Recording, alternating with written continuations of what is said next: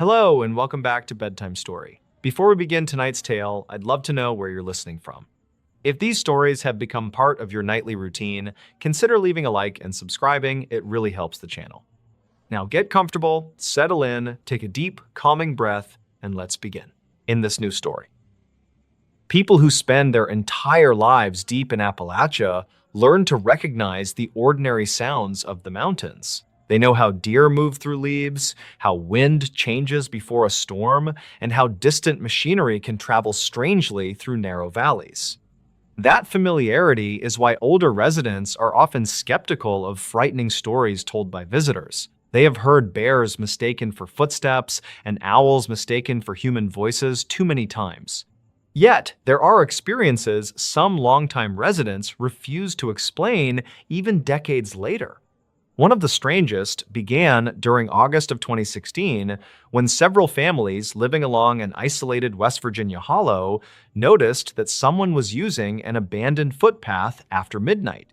The problem was that the path had not connected to an occupied home for more than 40 years. The hollow stretched nearly 6 miles between two heavily forested ridges before ending beneath an old mining road. Fewer than 30 families remained there permanently. Most houses stood near the creek, separated by wooded slopes and narrow fields that had once supported gardens and livestock. Beyond the final occupied property, pavement became gravel and eventually disappeared beneath vegetation. Older residents still remembered several families who had lived farther into the mountains before the coal operations closed. Their houses were gone now. Some had burned, others had collapsed, and the forest had reclaimed almost everything except stone foundations and sections of an old walking path. That path had once been important. Before most families owned automobiles, miners used it to reach homes scattered along the upper ridge. Children followed it to school, neighbors used it when visiting one another, and workers walked it before sunrise, carrying lunch pails toward the mine entrance. After the final ridge, families moved away during the 1970s. Nobody maintained the trail. Fallen trees blocked several sections, blackberry vines covered others. Younger residents barely knew it existed. By 2016, even hunters preferred easier routes into the forest. The first unusual event occurred on August 7th at the home of 74-year-old Raymond Cole. Raymond had lived in the hollow since childhood and knew nearly every sound produced by the surrounding forest. Shortly after midnight, he woke when his outside dog began moving restlessly beneath the porch. The animal did not bark. Instead, it backed against the house and remained there, staring toward the wooded hillside behind the property. Raymond stepped onto the porch, expecting a bear or perhaps a coyote near the chicken enclosure. For several minutes, he saw nothing. Then he heard footsteps somewhere above the house. They were slow and evenly spaced. Each step seemed to land on dry ground before pausing briefly and continuing. Raymond immediately recognized the direction. Whoever was walking appeared to be following the abandoned footpath across the hillside. He remained on the porch, listening as the steps moved gradually from north to south before disappearing beyond a stand of trees. No flashlight appeared through the woods. Nobody came down toward the road. Raymond assumed a hunter or teenager had entered the property and planned to check the trail after sunrise. The following morning, he climbed the hillside with his son. Parts of the old path were difficult to follow, and a large tree had fallen across it during a storm earlier that summer. Anyone traveling the route would have needed to climb over the trunk or leave the trail temporarily. The men searched the soft ground surrounding the obstruction. They found deer tracks and several marks made by raccoons, but nothing resembling fresh human footprints. Raymond mentioned the incident to his nearest neighbor and then largely dismissed it. 3 nights later, the footsteps returned. This time, Raymond was already awake when his dog moved beneath the porch. He switched off the kitchen light and waited beside an open window. The sound appeared from the same northern section of hillside shortly after 1:20 in the morning. Slow steps traveled along the old path at almost exactly the same pace as before. Raymond listened carefully for branches breaking or vegetation moving around whoever was walking. He heard neither. There were only the footsteps separated by quiet intervals, continuing steadily across terrain that should have been difficult to cross in darkness. A neighbor, half a mile south, heard them several minutes later. She had stepped outside to bring laundry from a covered porch before overnight rain arrived. Her description matched Raymond's almost exactly. The footsteps came from above the road and moved along the hillside without any visible flashlight. She waited for someone to emerge near an old access trail beside her property. Nobody appeared. The sound continued south and gradually faded. Neither resident contacted authorities. In communities that isolated, unexplained noises rarely justified calling deputies unless property was damaged or someone appeared to be in danger. Instead, they began asking neighbors whether anyone had been walking the ridge at night. Nobody admitted doing so. Hunters denied using the trail. Families with teenagers confirmed their children had been home. The mining company owning part of the upper property had no employees working there. The third incident changed things. Shortly after 2 o'clock on August 14th, a family living farther south woke when their motion light illuminated the backyard. Their bedroom overlooked the lower end of the old path. The father looked outside, expecting wildlife, and saw what appeared to be someone standing just beyond the edge of the light. He could not identify clothing or facial features because the figure remained partly behind vegetation. He watched for several seconds before moving toward another window for a better angle. By the time he reached it, nothing was there. He checked the doors and kept his family inside until sunrise. When daylight arrived, he walked to the edge of the yard and discovered something that made him contact the sheriff's office. Several weeds beside the old trail had been pressed flat, forming a narrow line toward the hillside. The ground beneath them remained soft from rain earlier that week, yet there were no footprints.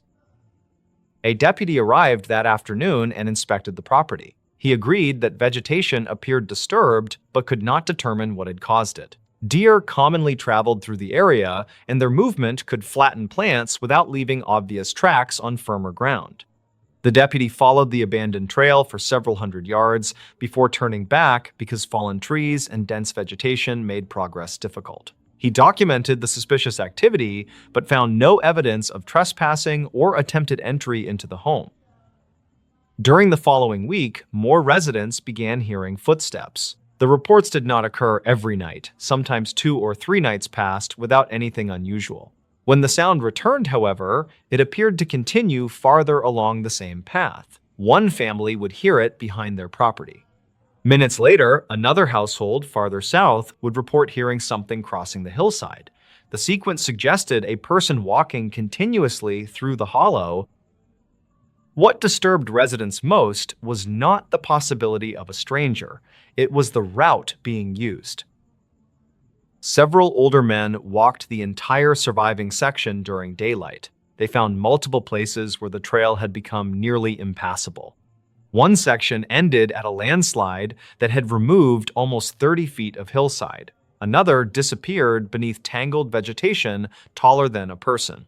Farther north, a small wooden bridge, once carrying the trail across a ravine, had collapsed years earlier. Crossing the ravine now required climbing down a steep embankment and back up the opposite side.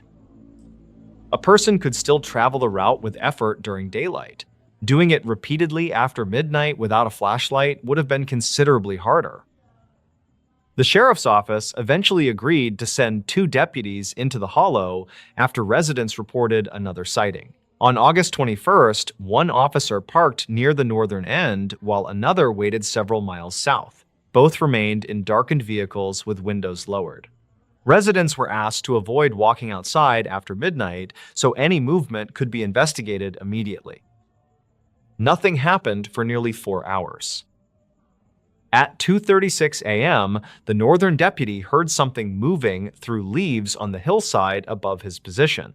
Moments later, he heard distinct impacts resembling footsteps. He exited the vehicle and directed a flashlight toward the old path. The sound stopped immediately. He climbed partway up the slope and searched for nearly 15 minutes without finding anyone. When he returned to the road, the southern deputy contacted him. The footsteps had started again almost a mile away. That distance created an obvious problem. Less than 18 minutes separated the two observations. Traveling between those points required crossing the collapsed bridge and several heavily overgrown sections of trail. Deputies later attempted the route during daylight. Even moving quickly, it took them more than 40 minutes. Someone familiar with the mountains might have known a shortcut, but investigators found no connecting path that reduced the distance enough to match the timeline. Trail cameras were installed the following afternoon. 4 covered sections of the abandoned path, while 2 others monitored access points from the county road. For several nights, the cameras captured ordinary wildlife. Deer appeared frequently, a black bear crossed near Raymond's property, raccoons and foxes triggered cameras closer to the creek. No unidentified person was recorded. Then, during the early hours of August 25th, 3 cameras activated in sequence. The first photograph showed an empty trail at 1:48 a.m. The second camera, positioned nearly 3/4 of a mile south, activated 11 minutes later. Its photographs also showed nothing. At 2:13, the third camera triggered farther along the ridge. Again, the path appeared empty. Investigators initially blamed small animals outside the camera frames.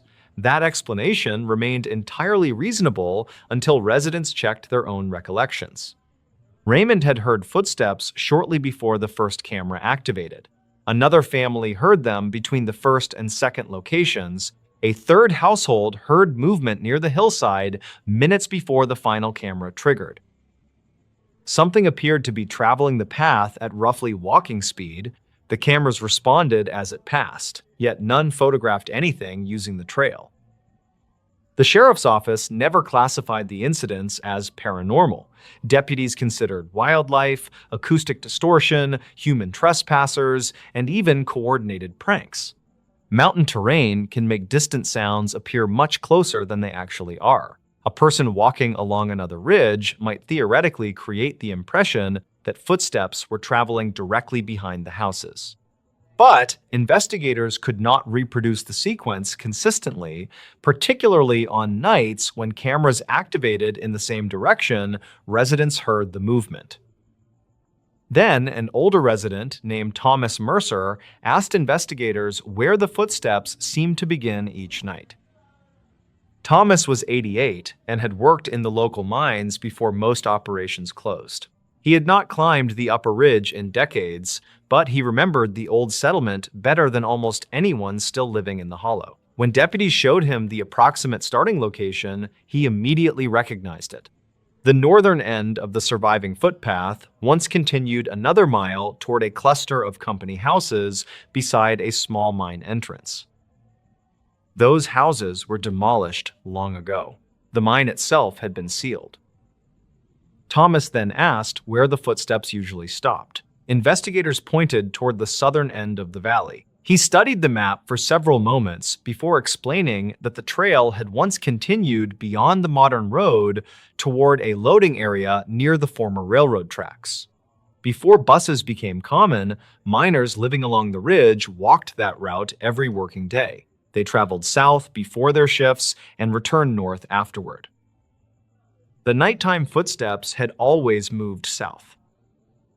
The detail fascinated investigators but offered no practical explanation. Historical coincidence did not identify whoever was walking through the woods. Deputies continued monitoring the area. Residents continued listening. The final week of August passed with only one additional report when Raymond heard the familiar steps shortly after 2 in the morning. Then everything stopped. September arrived without another incident. Trail cameras remained in place for several weeks but recorded nothing unusual. The sheriff's office eventually closed the reports as unexplained suspicious activity. No property had been damaged. No resident was threatened. Nobody disappeared. There was simply no reason to continue dedicating officers to footsteps that had apparently vanished as suddenly as they began. For most residents, the story might have ended there. Almost a year later, Raymond's son decided to clear part of the abandoned path behind his father's house. He removed fallen branches and cut through thick vegetation until reaching the large tree that had blocked the trail during the previous summer. While clearing leaves around its roots, he noticed something beneath the exposed soil. It was an old metal lunch pail. The container was badly rusted and partially crushed. Inside were several deteriorated objects, including a glass bottle, fragments of cloth, and a small aluminum identification tag bearing a number. Raymond recognized the type immediately. Similar tags had once been issued to miners working in the area. The family gave the tag to a local historical society. Old employment records eventually connected the number to a miner who had lived in one of the vanished houses along the upper ridge during the 1960s. He had worked underground for nearly 20 years before leaving the company. Nothing about his employment history appeared mysterious. He had not disappeared in the mine, and records indicated he later moved out of West Virginia. The discovery seemed unrelated until the historian examined an old company map showing where workers had lived. The miner assigned that identification number had occupied the northernmost house along the footpath, almost exactly where residents believed the nighttime footsteps had begun. There was still nothing supernatural about that coincidence. Thousands of mining objects remained scattered throughout Appalachian forests, and finding an old lunch pail near a former mining settlement was hardly surprising. Raymond accepted that explanation. So did the deputies who heard about the discovery. But Thomas Mercer reacted differently. When shown the identification number, the retired miner recognized the name attached to it. He remembered working with the man as a teenager. More importantly, he remembered something the employment records did not mention. The miner had never liked riding company transportation. No matter the weather, Thomas said, he walked from his house along the ridge trail whenever he reported for the early shift. His shift began at 3 in the morning. The old men who remembered that detail are mostly gone now. Several houses in the hollow have been sold, and younger families living there know little about the mining settlements that once covered the surrounding ridges. The abandoned footpath remains difficult to follow, although sections can still be found beneath the trees. Raymond's house eventually passed to relatives, and the old trail cameras were removed years ago. No one has reported the same sequence of footsteps since that August. Those who experienced it rarely describe the story as a haunting. They know there are too many ordinary possibilities in the mountains to claim anything more. Sounds travel strangely through valleys. Animals can move in ways people misunderstand.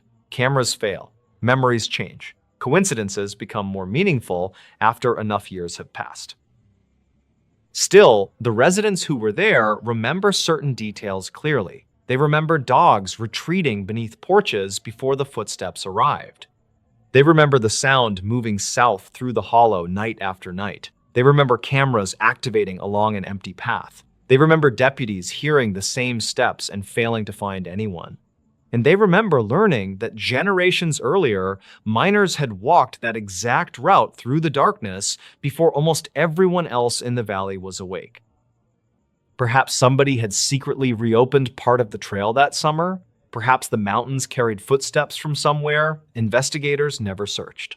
Those explanations remain possible, and most residents prefer them. But there is one part they still struggle to explain.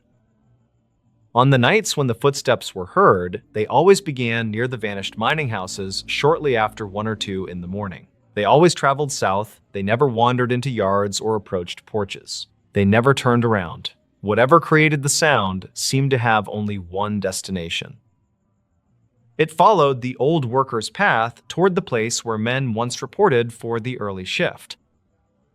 And when people who lived deep in that Appalachian hollow are asked what they believe was walking through the mountains during those August nights, most do not tell ghost stories. They do something much simpler.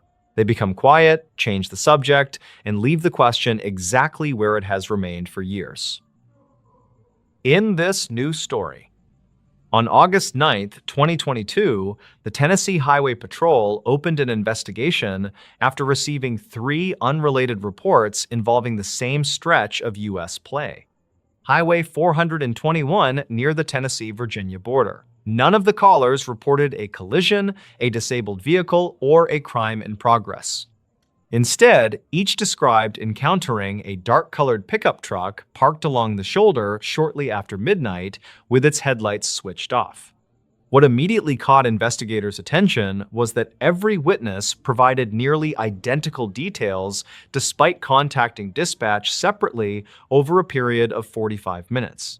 By the time the first trooper reached the reported location, the truck had disappeared. At first, investigators assumed the driver had simply continued down the highway. Over the following week, however, evidence began suggesting that the three motorists had not witnessed the same event at all, despite believing they had. The investigation centered on a remote section of highway crossing steep Appalachian ridges where cellular reception frequently disappeared for several miles at a time. Although the road remained well-maintained, long curves and heavy tree cover limited visibility after sunset.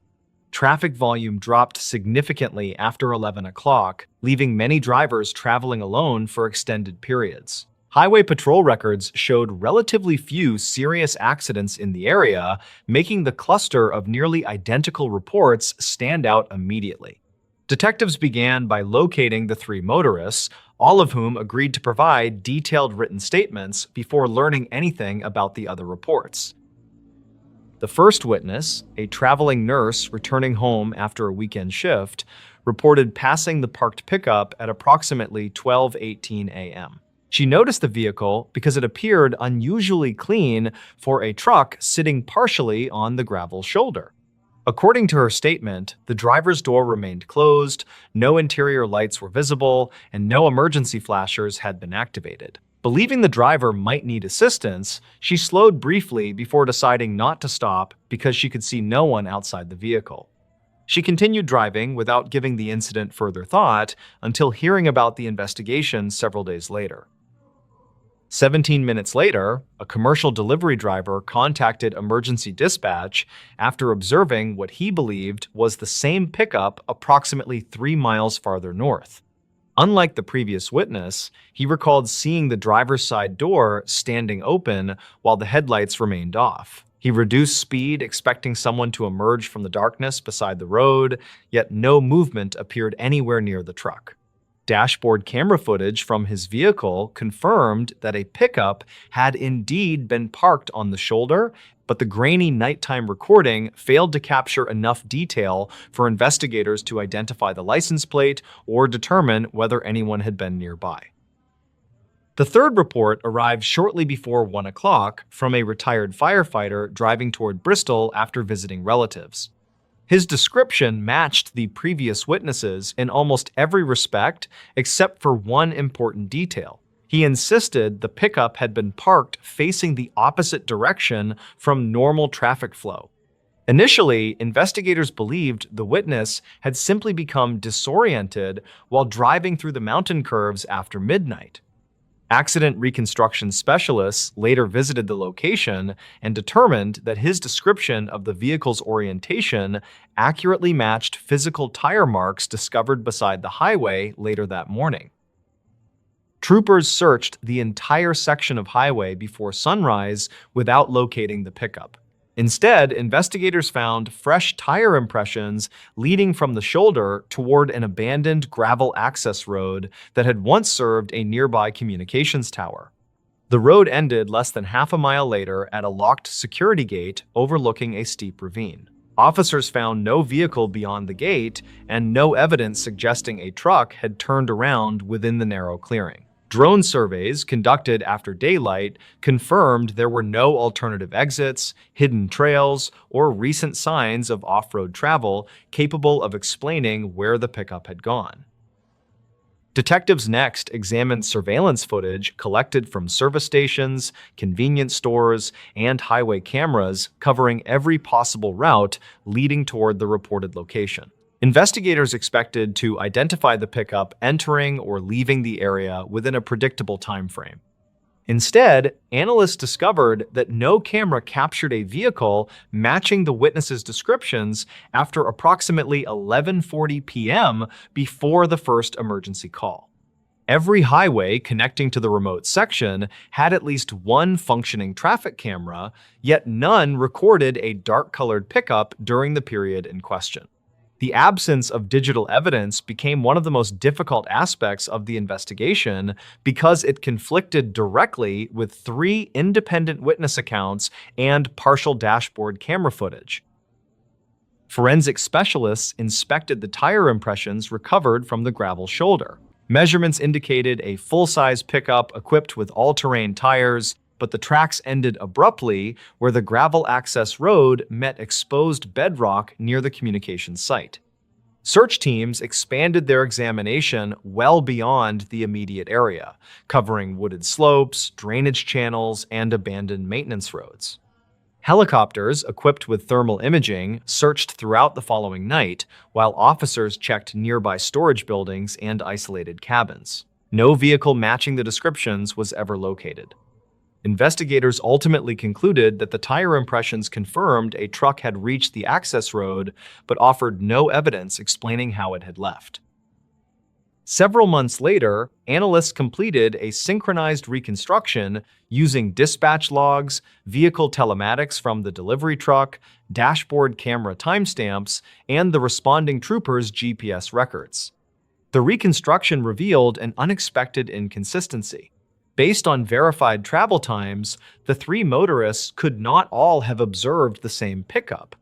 According to the timeline, the vehicle would have needed to travel between reported locations faster than physically possible without passing one of the witnesses who had been continuously driving the highway.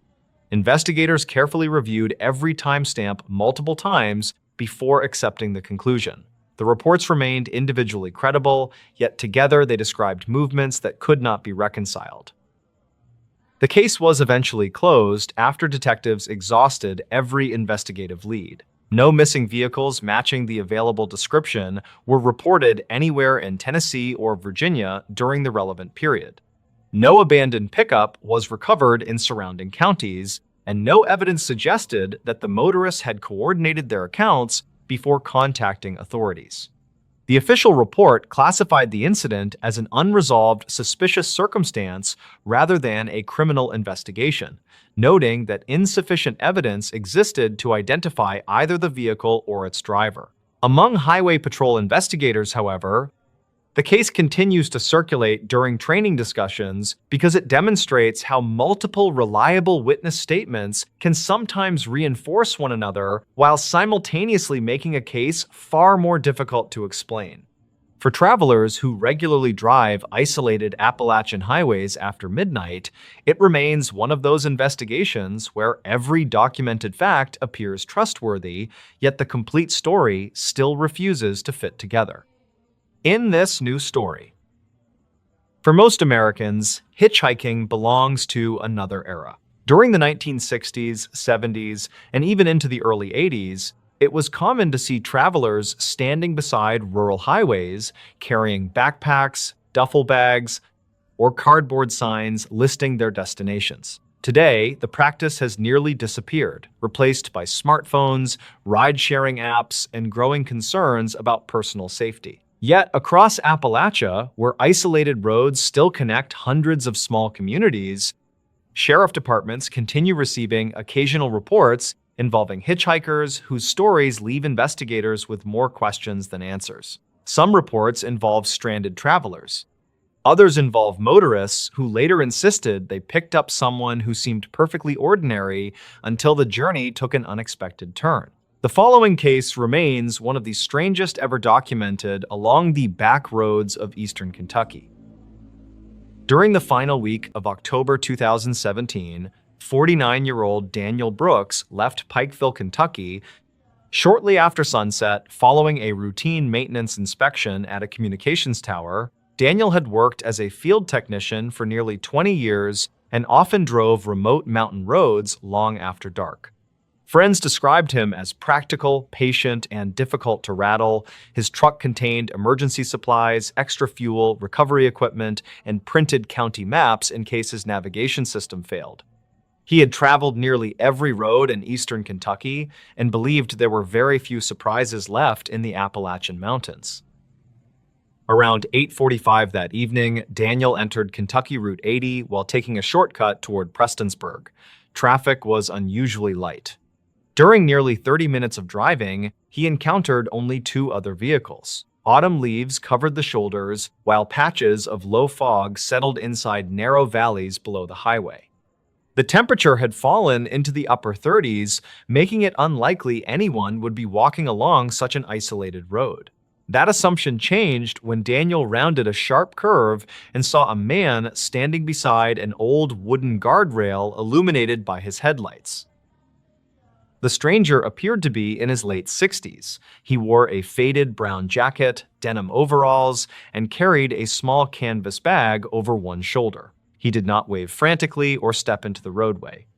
Instead, he simply raised one hand as Daniel approached. Years working throughout rural Appalachia had taught Daniel that helping stranded travelers was still common in many mountain communities. He slowed, unlocked the passenger door, and asked where the man was headed. The stranger smiled politely before answering, just a little farther down the road. His voice was calm, almost reassuring, with the slow Appalachian accent Daniel had heard throughout his childhood. As they continued driving, the conversation remained surprisingly ordinary. The man introduced himself only as Walter and claimed he had been visiting relatives in a nearby hollow after attending a funeral earlier that afternoon. He spoke about abandoned coal camps, old churches disappearing from the mountains, and how many young people had moved away searching for work. Nothing about the discussion seemed unusual. Daniel later told investigators that Walter sounded exactly like dozens of older residents he had met during years working throughout eastern Kentucky. If anything, he seemed grateful simply to have someone willing to talk during a lonely drive through the mountains. After nearly 15 minutes, Walter pointed toward a narrow gravel road branching away from the highway. There were no reflective signs, no visible houses, and no mailbox identifying the road.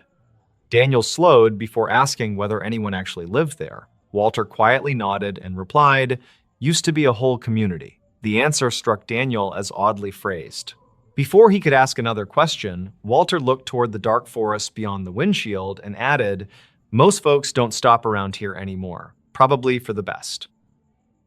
Daniel offered to drive him farther down the gravel road, but Walter immediately declined. Instead, he asked to be dropped off exactly where the pavement ended.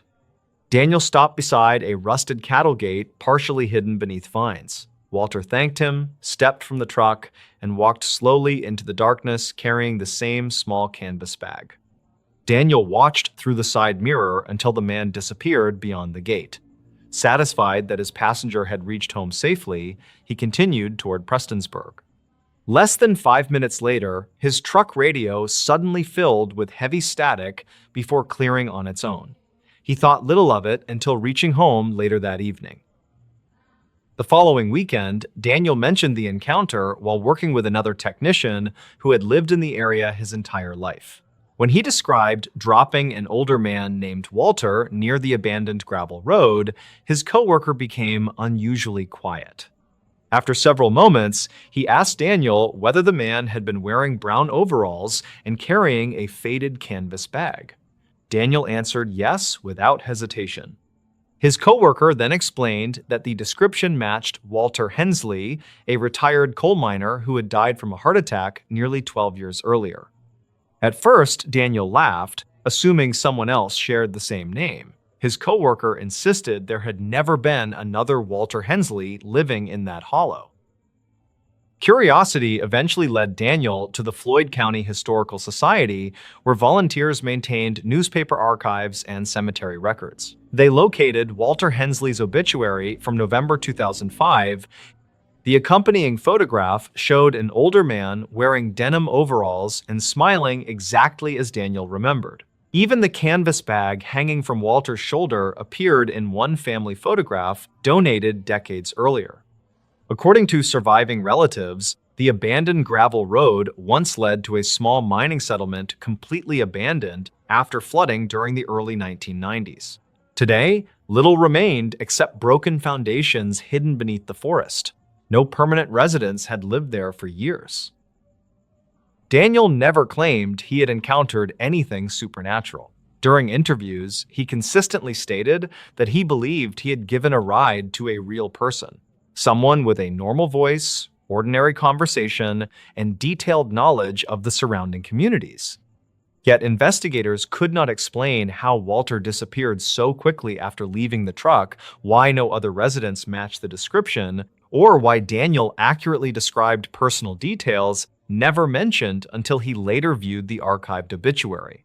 The sheriff's office found no evidence of criminal activity and officially closed the inquiry without further action. Stories like Daniel's continue circulating throughout Appalachia, often dismissed as misunderstandings, mistaken identity, or memories shaped by lonely mountain roads after dark. Most likely, there are perfectly reasonable explanations for every detail. Even so, experienced deputies, volunteer firefighters, and lifelong residents quietly share one piece of advice with newcomers exploring the back roads at night. If you decide to stop for a hitchhiker, pay close attention to where they ask you to let them out.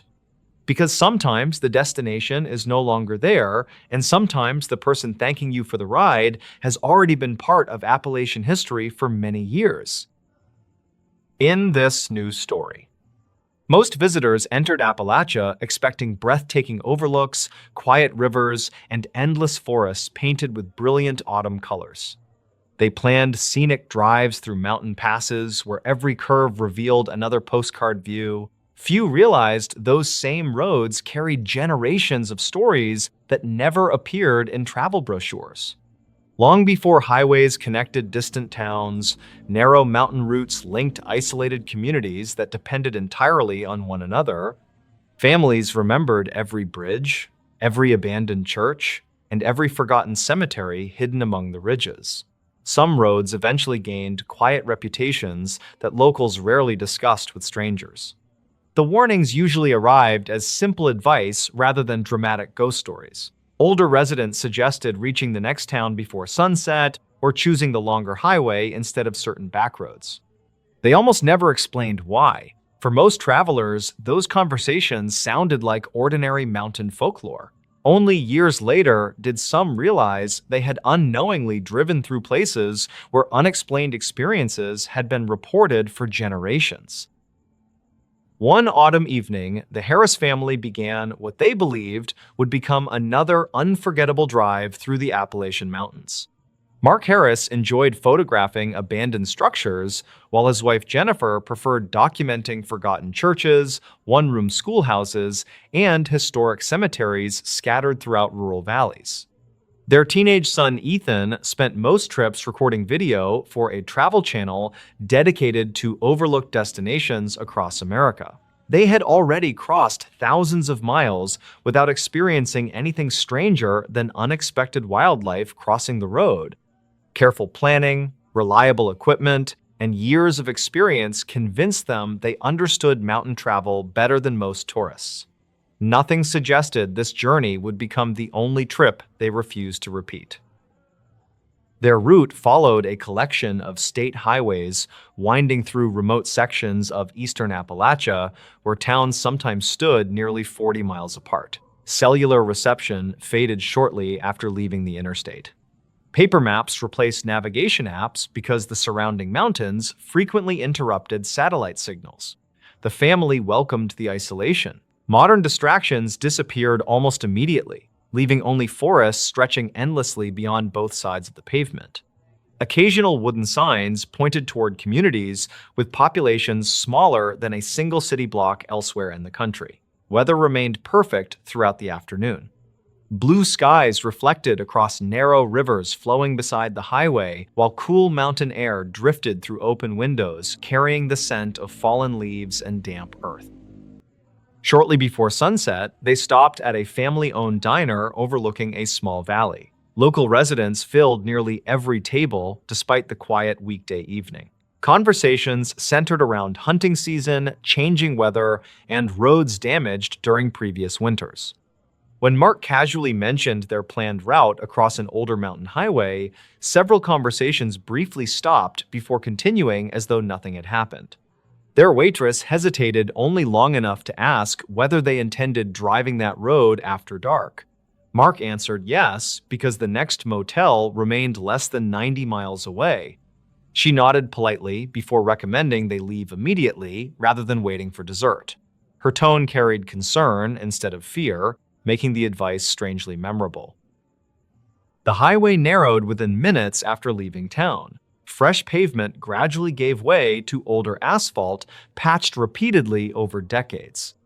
Guardrails disappeared along several steep curves overlooking valleys that vanished beneath growing darkness. Dense hardwood forests pressed tightly against both sides of the road until branches formed a tunnel overhead. Traffic became almost non-existent. During nearly 40 minutes, they encountered only one pickup truck traveling in the opposite direction. Its driver briefly flashed headlights twice before disappearing around the next bend. Jennifer assumed the signal warned about deer farther ahead. Ethan continued filming through the windshield, hoping to capture the fading evening light filtering between towering ridges. Darkness arrived much faster than expected beneath the forest canopy. Mark switched to high beams, revealing countless tree trunks standing like silent walls only a few feet beyond the pavement. Fog slowly gathered inside low valleys before drifting upward across the highway. Visibility remained acceptable, yet every curve looked strangely similar to the previous one. Ethan eventually lowered his camera after noticing something unusual. Mile markers seemed inconsistent. Marker 63 appeared first, followed several minutes later by marker 61. Another curve revealed marker 64 again. Mark assumed he had simply misread them while concentrating on the winding road. Ethan replayed his recording and quietly confirmed the numbers appeared exactly as remembered. Jennifer unfolded their paper map beneath the interior light. According to the route, they should have reached a small crossroads community nearly 15 minutes earlier.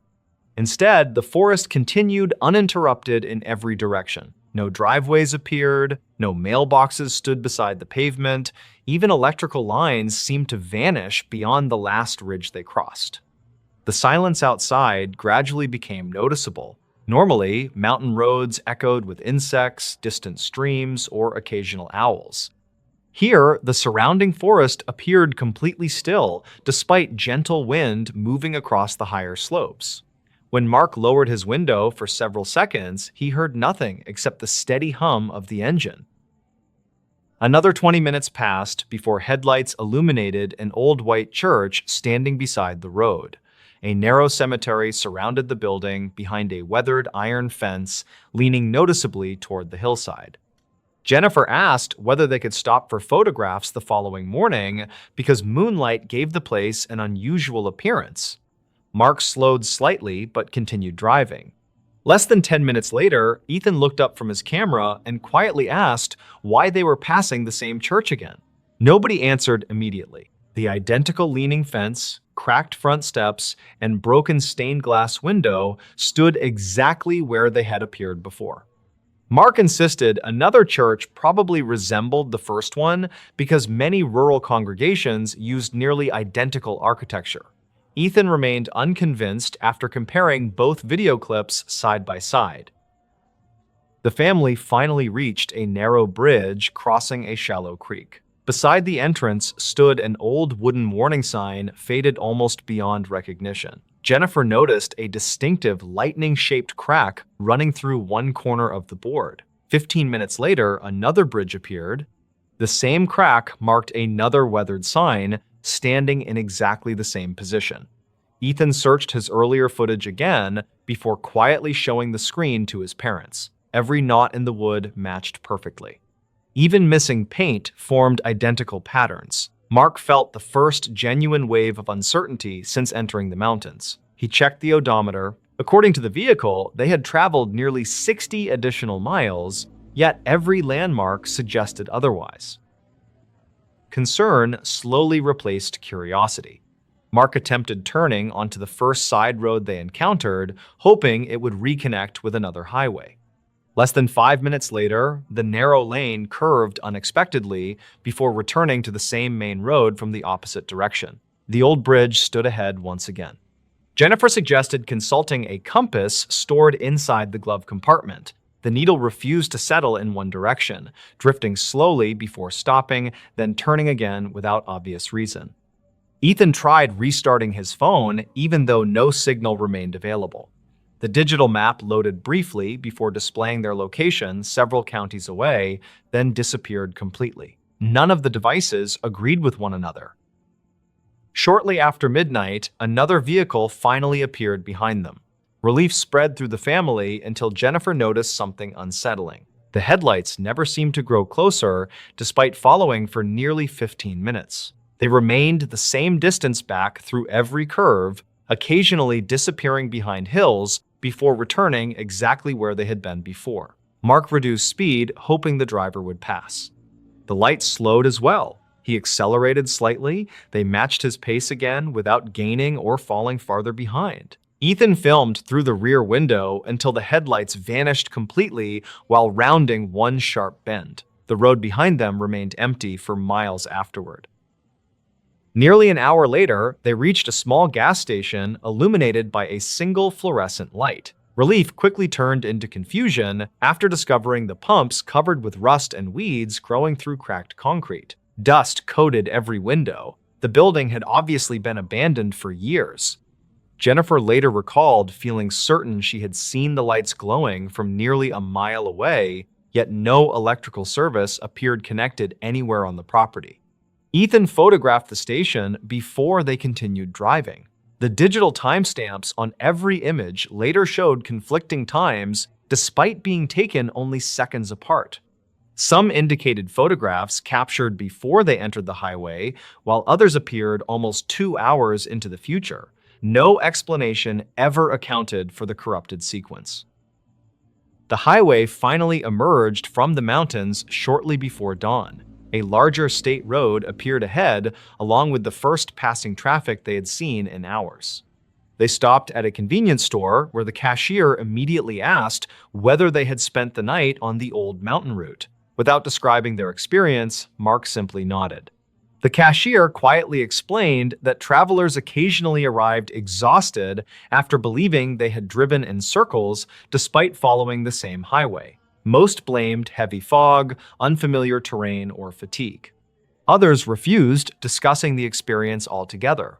Local law enforcement had investigated numerous reports over the years, yet found no damaged signs, missing intersections, or roadway defects capable of explaining why unrelated visitors described remarkably similar experiences separated by decades.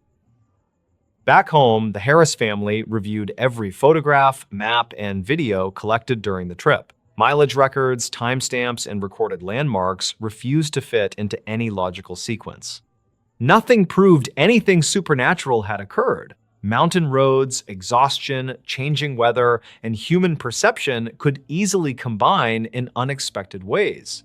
Researchers studying navigation errors have long documented how isolated environments distort distance, direction, and memory, especially after dark. Even so, one detail remained impossible for the family to ignore. Ethan's continuous dashboard recording showed the same weathered church appearing twice without any visible turnaround, intersection, or break in the journey. Every attempt to retrace the route months later failed because neither the church nor the abandoned gas station could be located where maps indicated they should have been. Today, the family still visits Appalachia, but they never travel unfamiliar mountain roads after sunset. Whenever someone asks why, they simply recommend reaching the next town before dark, repeating the same quiet advice once offered to them without explanation. In this new story, there are certain summer memories that never seem to fade. People remember the sound of cicadas after sunset, screen doors closing behind them, and warm August air drifting through open bedroom windows. In small Appalachian communities, those memories often belong to a quieter America when families spent evenings on porches and children stayed outside until darkness covered the mountains. But for residents of one isolated community in southwestern Virginia, August of 2017 became associated with something entirely different. It began with children noticing someone standing beside an old country road after sunset. Within 2 weeks, adults had seen the same figure. By the end of the month, deputies were patrolling the valley every night. Nobody ever discovered who the stranger was, where he came from, or why he always appeared several miles closer to town each time someone saw him.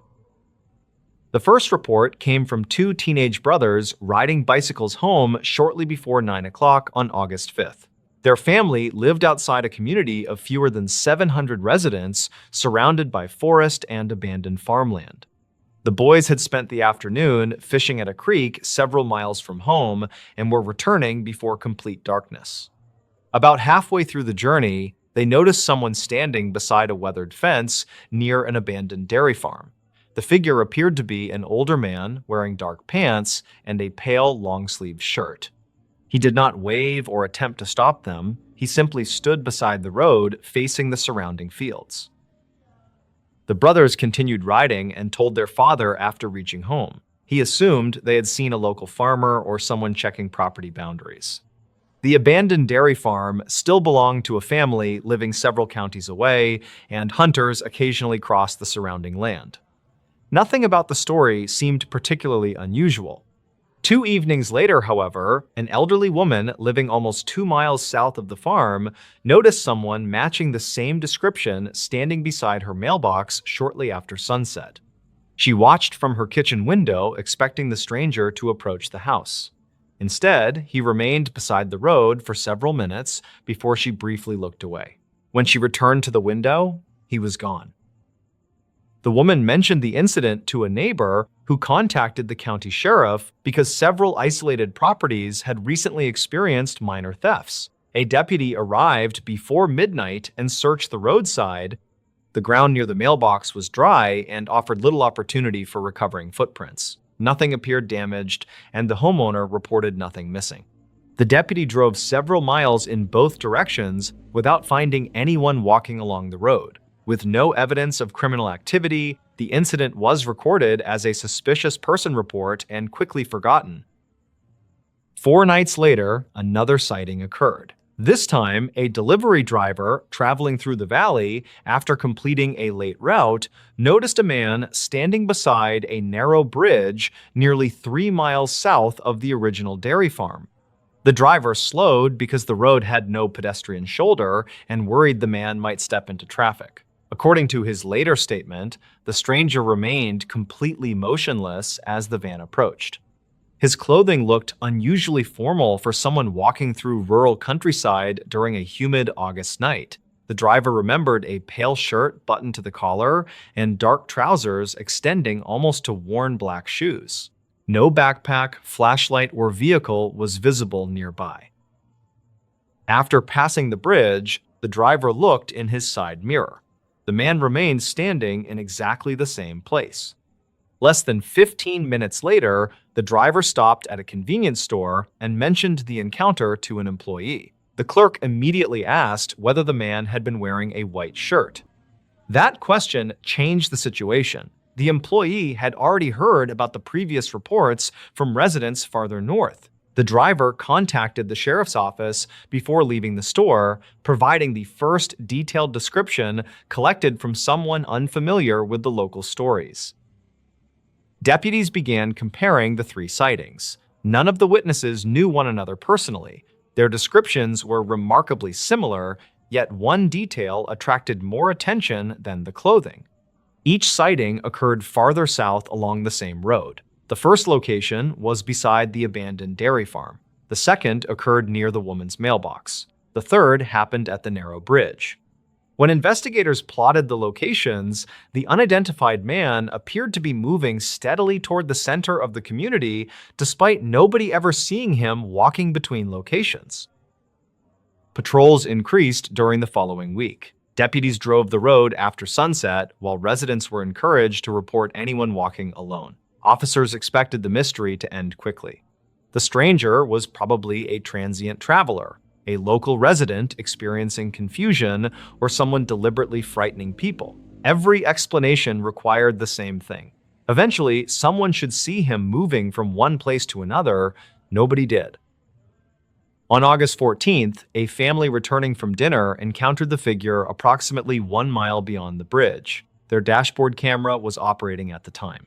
The recording later showed the family's vehicle traveling along an empty road before the headlights illuminated something near the right shoulder. For less than 3 seconds, a human-shaped figure appeared beside a utility pole. The image was blurred by motion and darkness, but investigators could distinguish light-colored clothing above darker legs. The driver slowed immediately. By the time the vehicle stopped and reversed approximately 100 feet, the roadside was empty. Deputies arrived 9 minutes later and searched the area using flashlights and a tracking dog. The dog briefly followed a scent from the utility pole toward an overgrown field before stopping near a collapsed stone wall. Beyond the wall stood nearly 40 acres of abandoned farmland surrounded by forest. Officers searched until after midnight without locating anyone. No fresh campsites, discarded food, clothing, or evidence of long-term occupation were discovered. The property owner confirmed nobody had permission to stay there. The dashboard recording was examined by investigators the following morning. It clearly documented something beside the road, but the resolution was too poor to identify a face or determine age. Detectives could not even establish whether the person captured in the video was the same individual described by earlier witnesses. What they could confirm was that someone or something roughly human in size had been present when the vehicle approached. For the first time, the strange reports were no longer based entirely on memory. News of the footage spread quietly through the community. Parents began collecting children before sunset, evening walkers changed routes, several residents installed inexpensive security cameras facing the road. Nothing openly dangerous had occurred, but the pattern itself made people uncomfortable. The stranger never approached anyone. He never asked for assistance. He never entered a yard while being watched. He simply appeared beside the road, remained there long enough to be noticed, and vanished before anyone could determine where he went. The next sighting occurred on August 18th, less than half a mile from the first cluster of occupied houses. A retired coal miner sitting on his porch noticed the stranger beneath a streetlight shortly after 10 o'clock. Unlike previous witnesses, he watched for several minutes without looking away. The man stood with his back partly toward the house, facing south toward town. The homeowner considered calling out, but decided against it.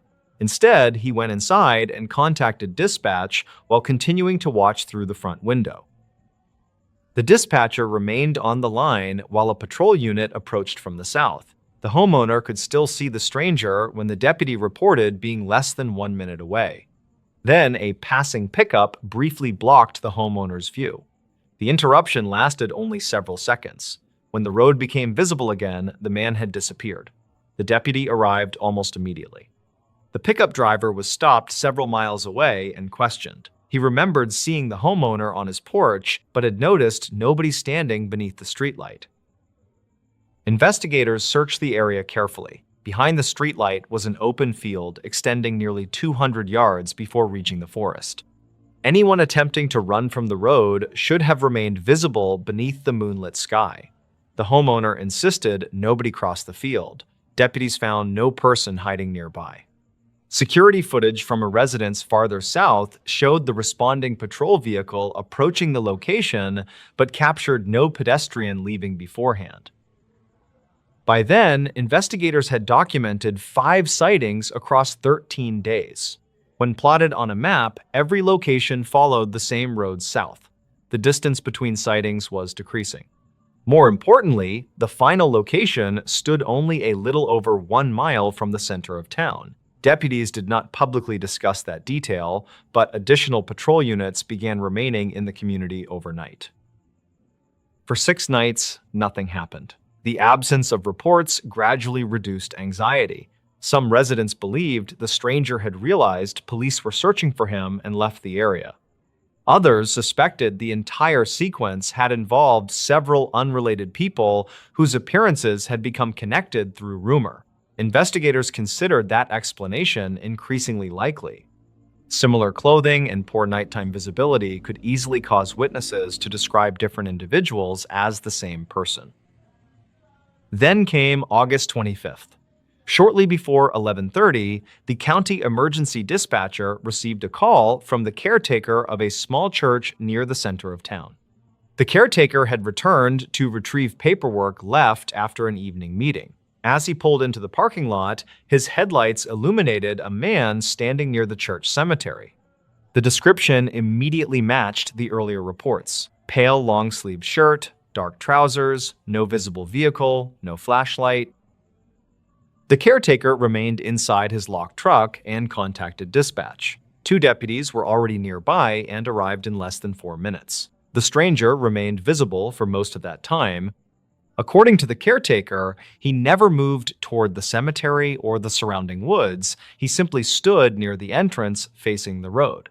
When the first patrol vehicle appeared around the corner, the caretaker glanced toward its flashing lights. When he looked back, the stranger was gone. Deputies immediately surrounded the cemetery. The property contained open grass bordered by a low stone wall and thick forest along its northern edge. Search dogs examined the entrance and several nearby graves, but failed to establish a usable trail. Officers remained until after 2 in the morning. Nothing suggested another person had recently crossed the cemetery. The caretaker's truck camera had captured part of the encounter, but the stranger stood outside the central field of view. Only a narrow, pale shape could be seen near the edge of several frames before disappearing. Investigators expected another sighting within days. None came. August ended quietly. September passed without another report. Patrols eventually returned to normal, and residents resumed evening routines. The unidentified stranger was never located, and no missing person matching his description was discovered in surrounding counties. No criminal activity could be connected to any of the sightings. With nothing further to investigate, the file was eventually closed. Years later, a local historian reviewing old property records discovered something that brought the story back into conversation. The road followed by the sightings had not always been a continuous highway. Before modern construction, it connected several farms with a railway depot that once stood near the center of town. Workers living in the Northern Valley commonly walked the route when traveling to the station. The depot had been demolished in the 1960s, but its former location could still be identified using historical maps. When the historian plotted the sightings against the old map, the progression ended less than 200 yards from where the railway platform had once stood. That coincidence fascinated residents, but proved nothing. Thousands of people had traveled the road during the decades when the station operated, and no record identified anyone matching the stranger. Investigators never treated the historical connection as evidence. Still, those who had seen the man found it difficult to ignore. The teenage brothers who witnessed the first appearance are adults now. The retired miner eventually moved away. The church caretaker stopped working nights years ago. None claims to have encountered a ghost. Most accept that an ordinary man probably walked through the valley that August and somehow avoided every attempt to locate him. But one question continues to follow the story. If the stranger was simply walking toward town, why did nobody ever see him walking? Every sighting placed him farther along the same route. Nobody saw him between those places. Nobody saw him arrive. Nobody saw him leave. He appeared beside the road after darkness, stood silently facing south, and vanished whenever attention shifted for only a few seconds. Then, after reaching the place where travelers once waited to leave the valley by train, he was never reported again. For the people who lived there, that is why those August nights remain difficult to forget. Nothing attacked them.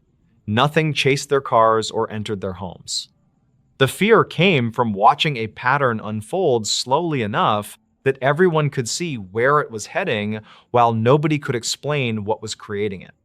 And years later, whenever longtime residents remember the warm nights of August 2017, some still remember the pale shirt beside the road and wonder where the stranger was trying to go. In this new story, for more than a century, the mountains of West Virginia have challenged investigators in ways few other places have. Dense forests, abandoned mining roads, isolated valleys, and unpredictable weather have often complicated even the most straightforward investigations. Most missing hikers are eventually found. Most vehicle accidents are reconstructed. Most emergency calls end with reasonable explanations. Yet, every so often, a case emerges that refuses to fit within ordinary investigative methods. One such investigation began during the final weekend of September 2018, when a routine welfare check along an old fire tower road slowly transformed into one of the most perplexing unsolved cases ever handled by a rural sheriff's office. The investigation centered on Black Ridge, a heavily wooded mountain overlooking a small community in Pocahontas County. The ridge was accessible only by a narrow gravel road originally built decades earlier to service a now-abandoned fire observation tower. Although hikers occasionally visited the summit during daylight hours, local residents rarely traveled the road after sunset because fallen trees, loose rock, and steep drop-offs made nighttime driving especially dangerous. On the evening of September 29th, a volunteer firefighter contacted the sheriff's office after noticing a blue station wagon parked beside the abandoned tower long after the surrounding recreation area had officially closed. The vehicle's headlights were off, yet its parking lights remained illuminated as though someone intended to return within a few minutes. Deputies arrived shortly before 11 o'clock, expecting to locate campers or photographers watching the stars from the summit. Instead, they found the station wagon completely empty. The keys remained in the ignition, the driver's wallet rested inside the center console, and a folded hiking map lay open across the passenger seat.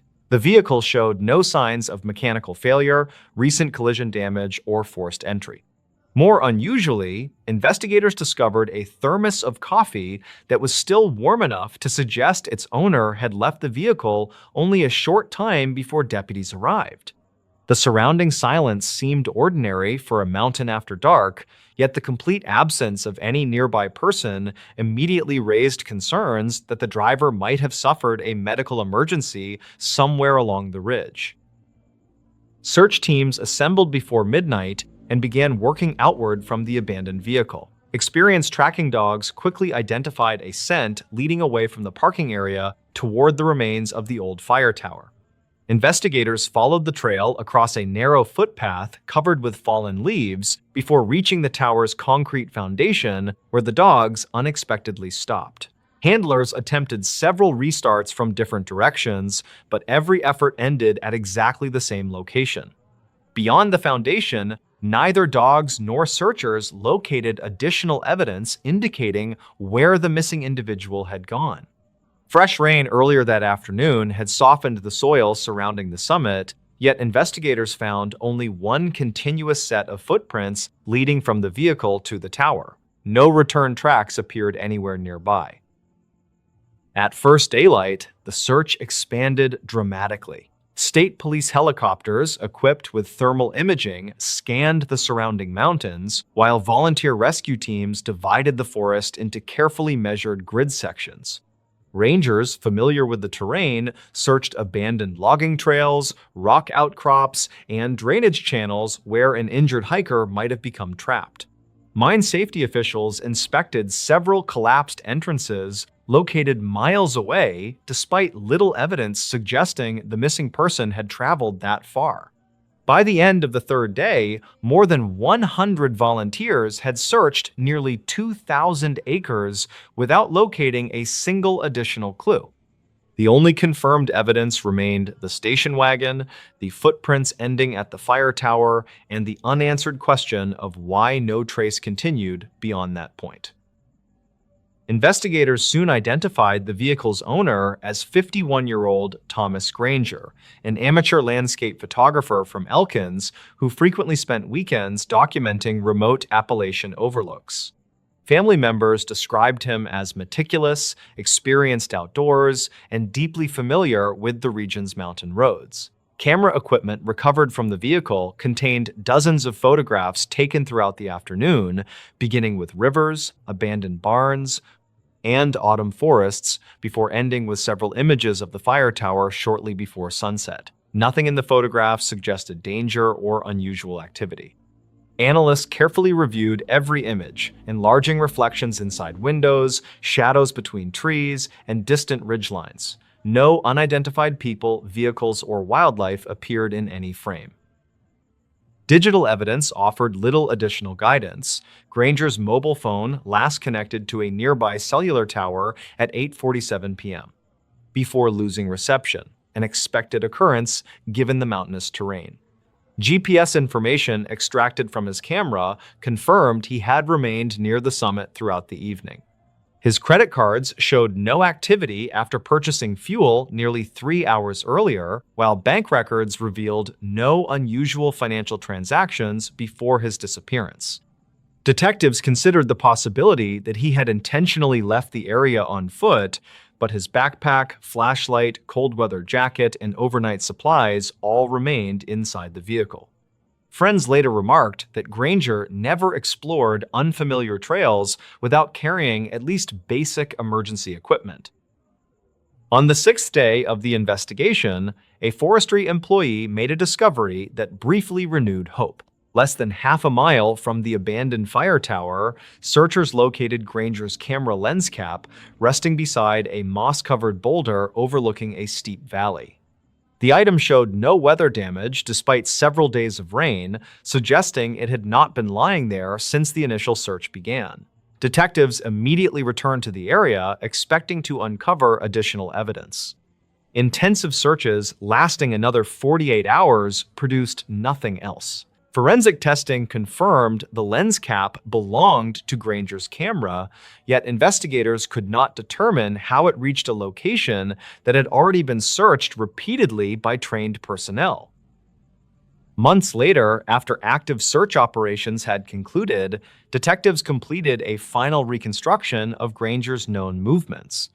Every verified fact supported a simple timeline until the moment he left his vehicle. After that point, the evidence became increasingly difficult to reconcile. The footprints clearly demonstrated he walked toward the abandoned fire tower. The tracking dogs independently confirmed the same route. The photographs established that he had remained calm only minutes earlier. Yet no physical evidence explained how an experienced outdoorsman disappeared from an exposed mountain summit without leaving behind additional tracks, discarded equipment, signs of injury, or indications that another person had been present. The case remains officially open today as an unresolved missing person investigation.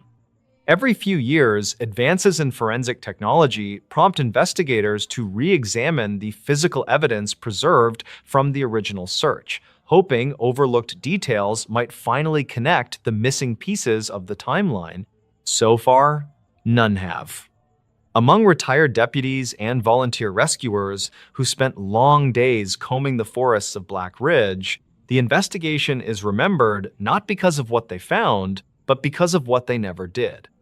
In a place where rain preserves footprints, experienced search teams rarely miss obvious evidence, and mountain trails usually tell a clear story. One ordinary autumn evening ended with a trail that simply stopped.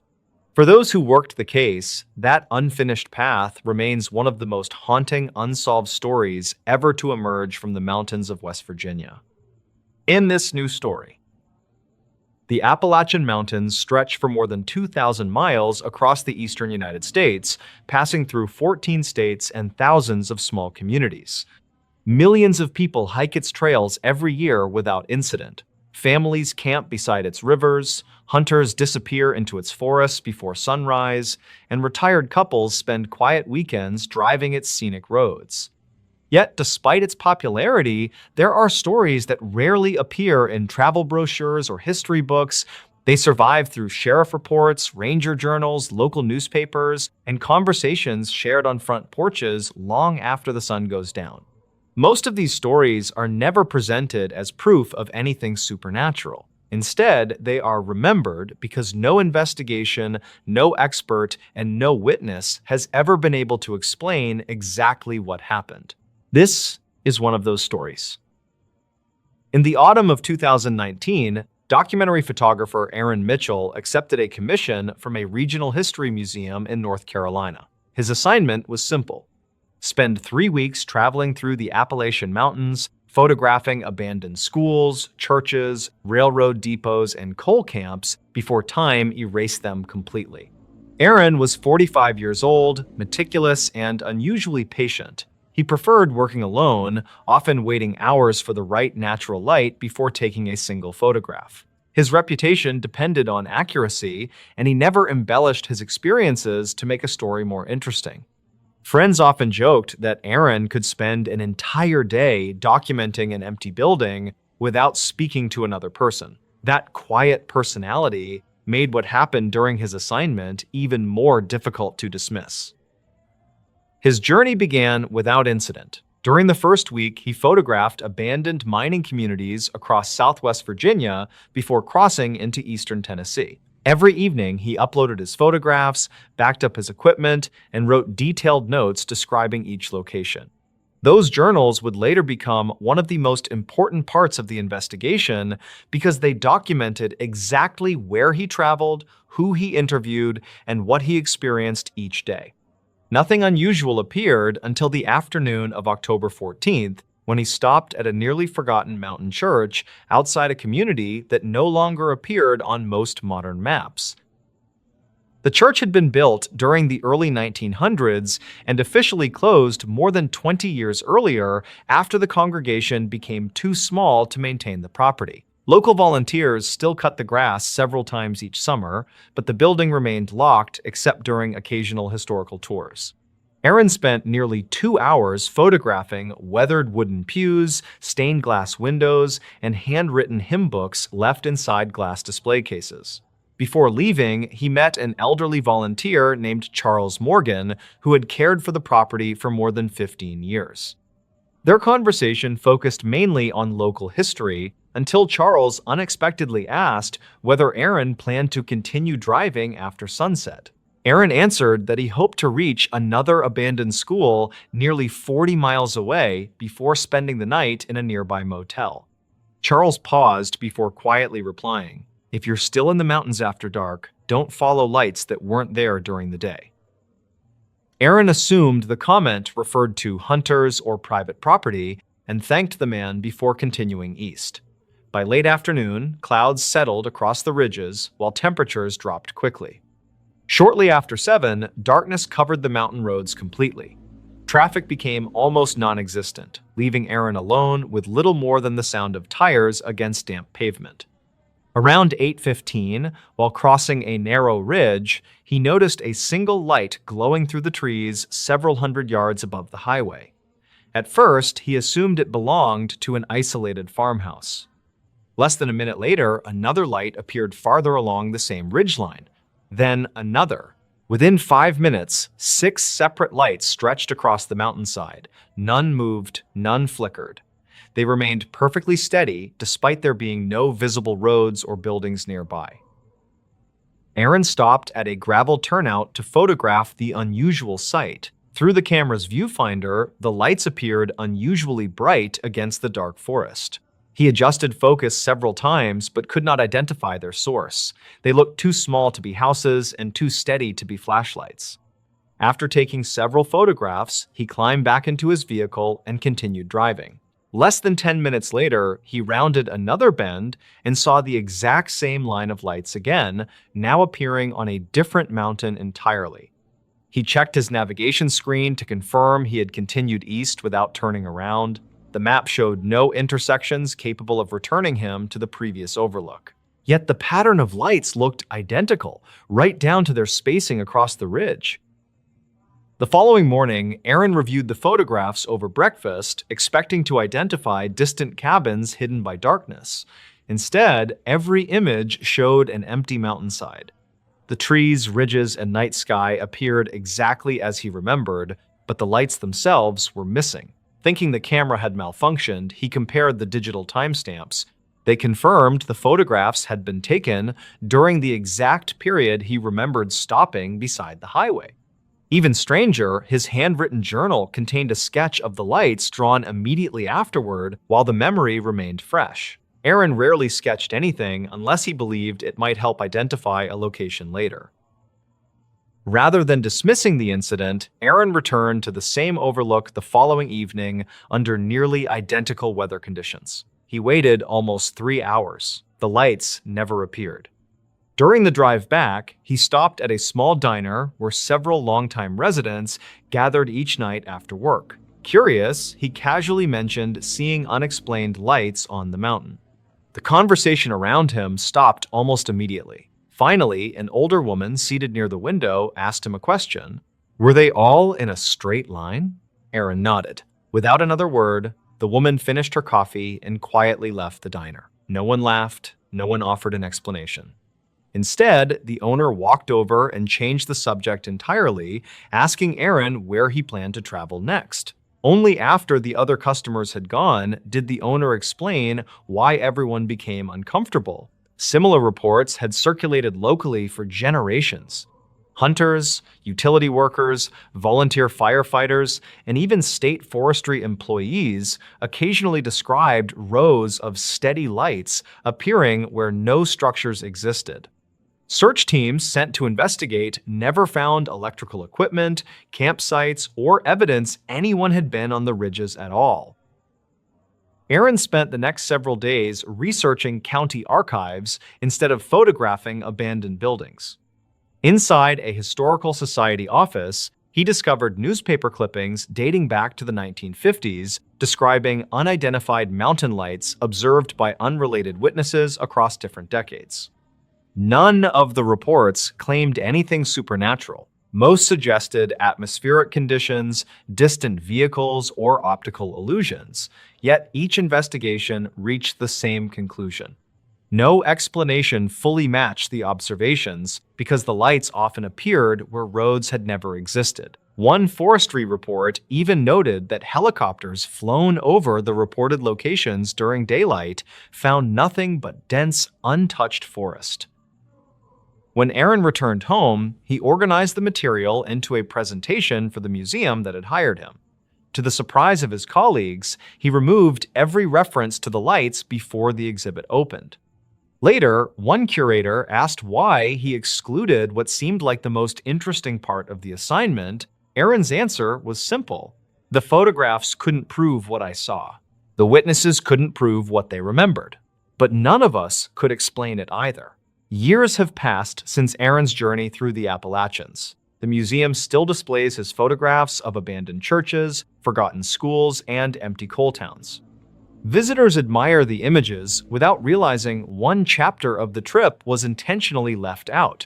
Somewhere among those mountains are ridges where experienced hunters refuse to chase distant lights after sunset, not because they believe every story they have heard, but because too many ordinary people with nothing to gain by inventing them, have described the same impossible sight for more than half a century. Perhaps there is a perfectly ordinary explanation waiting to be discovered. Or perhaps the Appalachian Mountains still keep a few stories that no one has ever been able to explain. In this new story, the Carter family had lived in the same narrow Appalachian hollow for nearly 12 years before anything unusual ever happened. Their weathered farmhouse rested between steep forested ridges where sunlight disappeared long before evening reached nearby towns. Only 4 other homes stood within several miles, separated by winding gravel roads and dense hardwood forests that seemed to swallow every sound after sunset. The isolation had always been part of the appeal because the family preferred quiet lives away from crowded highways and expanding suburbs. Neighbors often described the hollow as peaceful, despite its reputation among older residents who quietly admitted they avoided walking those woods after dark. Spring arrived later than expected during that particular year. Cold mornings lingered well into April, leaving thick patches of fog trapped along the valley floor until midday. The Carter family continued their daily routines without noticing anything out of place. David worked maintenance at a nearby lumber mill, while his wife Karen managed the property and homeschooled their youngest daughter. Their older son often hunted turkey before sunrise, returning with stories about deer trails, black bears, and distant owls. Nothing in those conversations hinted that the family would soon become the subject of whispered discussions throughout neighboring communities. The first strange incident appeared so ordinary that nobody thought it deserved much attention. Shortly after midnight, one calm Tuesday, Karen woke because someone seemed to be slowly walking across the gravel driveway outside their bedroom window. The footsteps remained steady without rushing or hesitating. She assumed a neighbor needed help with a broken truck because emergencies sometimes happened in remote mountain communities. David pulled aside the curtain, expecting headlights or flashlights. Instead, he found only darkness stretching across the yard beneath a cloud-covered sky. The footsteps stopped the moment he looked outside, leaving complete silence behind.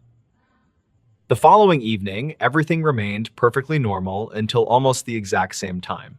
Again, the slow footsteps crossed the driveway.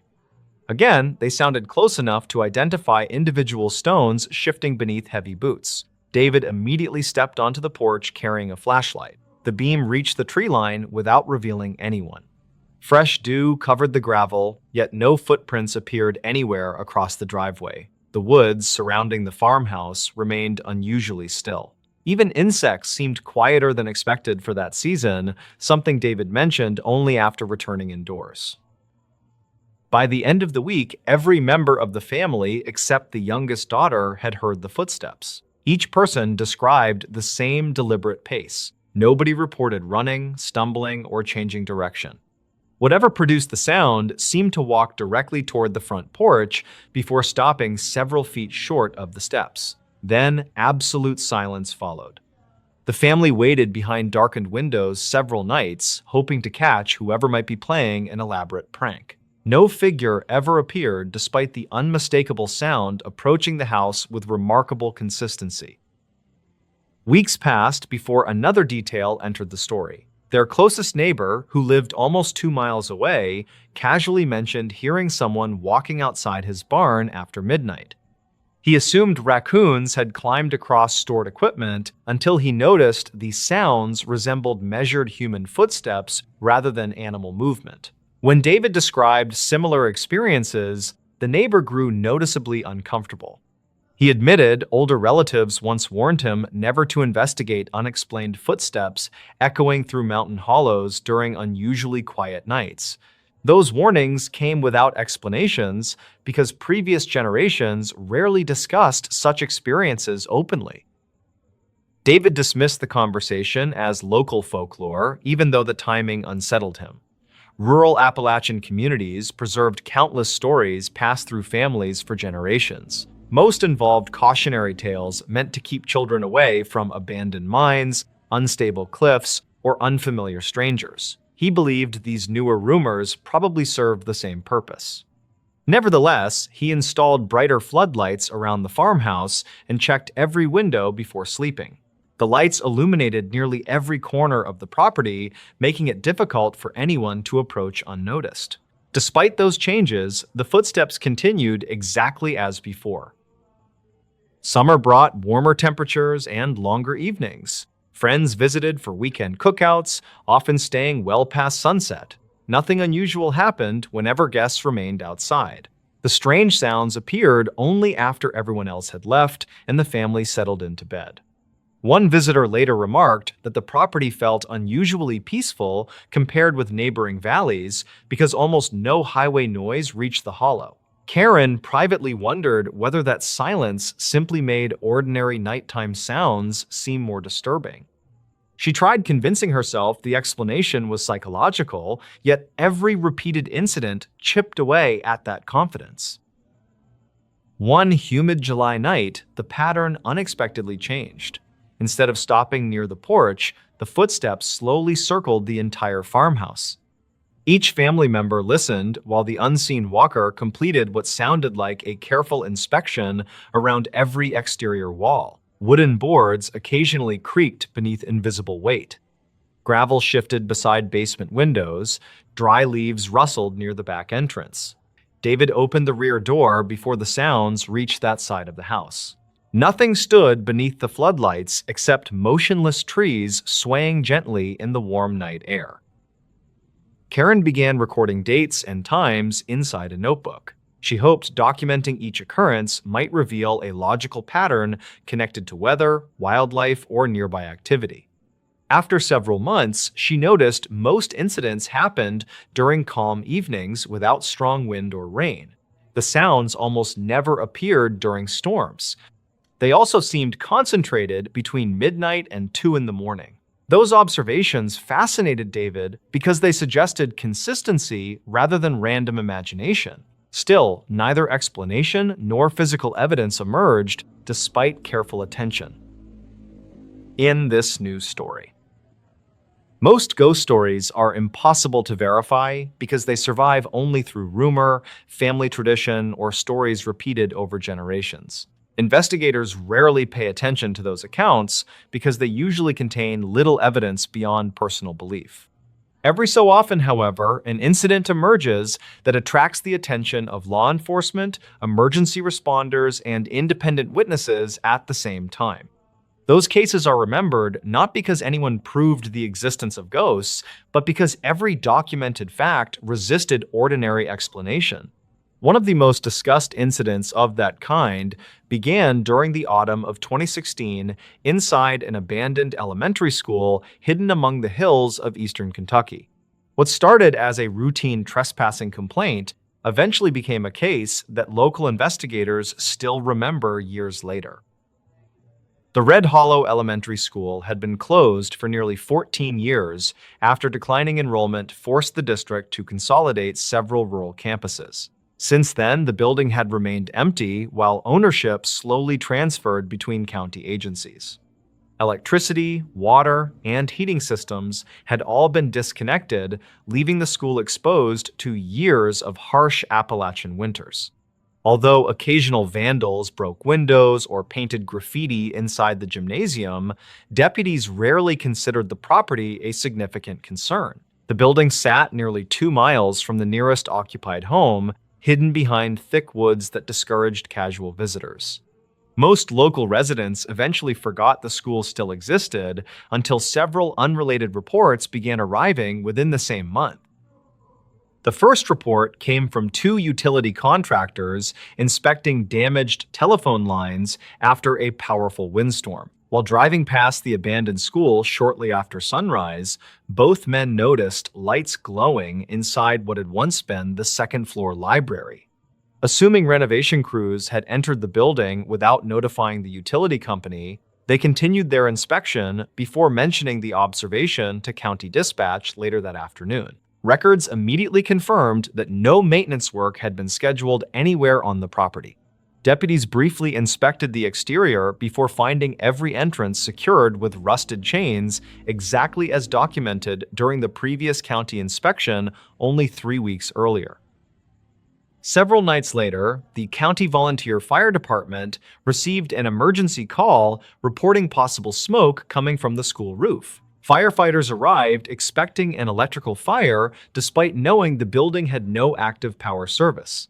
Upon reaching the property, they discovered no flames, no smoke, and no heat anywhere inside the structure. Thermal imaging cameras detected only normal temperature differences caused by cooling, concrete, and broken windows exposed to the night air. Before leaving, however, one firefighter quietly mentioned noticing what appeared to be movement at the far end of an upstairs hallway while searching the building. Other crew members dismissed the observation as shifting flashlight reflections, and the incident received little additional attention. The investigation changed during the second week of October when a deputy sheriff conducting routine patrol noticed something unusual while driving along the county highway below the hillside.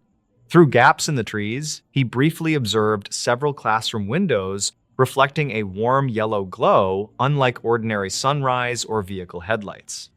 Curious, after hearing earlier reports, he drove directly to the property. By the time he reached the parking lot, less than 4 minutes later, every window had returned to complete darkness. The deputy searched the entire building alone before requesting additional officers.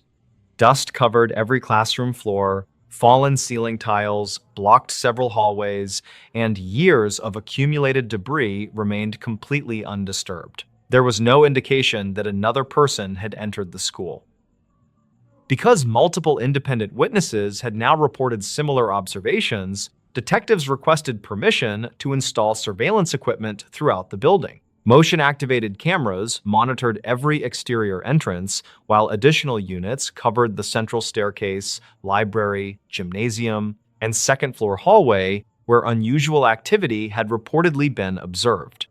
Audio recorders capable of operating continuously for several weeks were also placed inside the building to capture any sounds occurring overnight.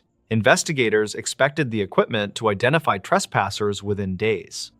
Instead, nearly a month of recordings produced an entirely different puzzle. No unauthorized person was ever recorded entering or leaving the school. Even so, dispatch continued receiving occasional reports describing lights visible inside upper classroom windows before dawn. When technicians reviewed the surveillance recordings, they found nothing unusual on the video itself. Hallways remained empty, classrooms stayed dark, and exterior cameras showed no activity beyond wildlife crossing the parking lot. The audio recordings, however, attracted immediate attention.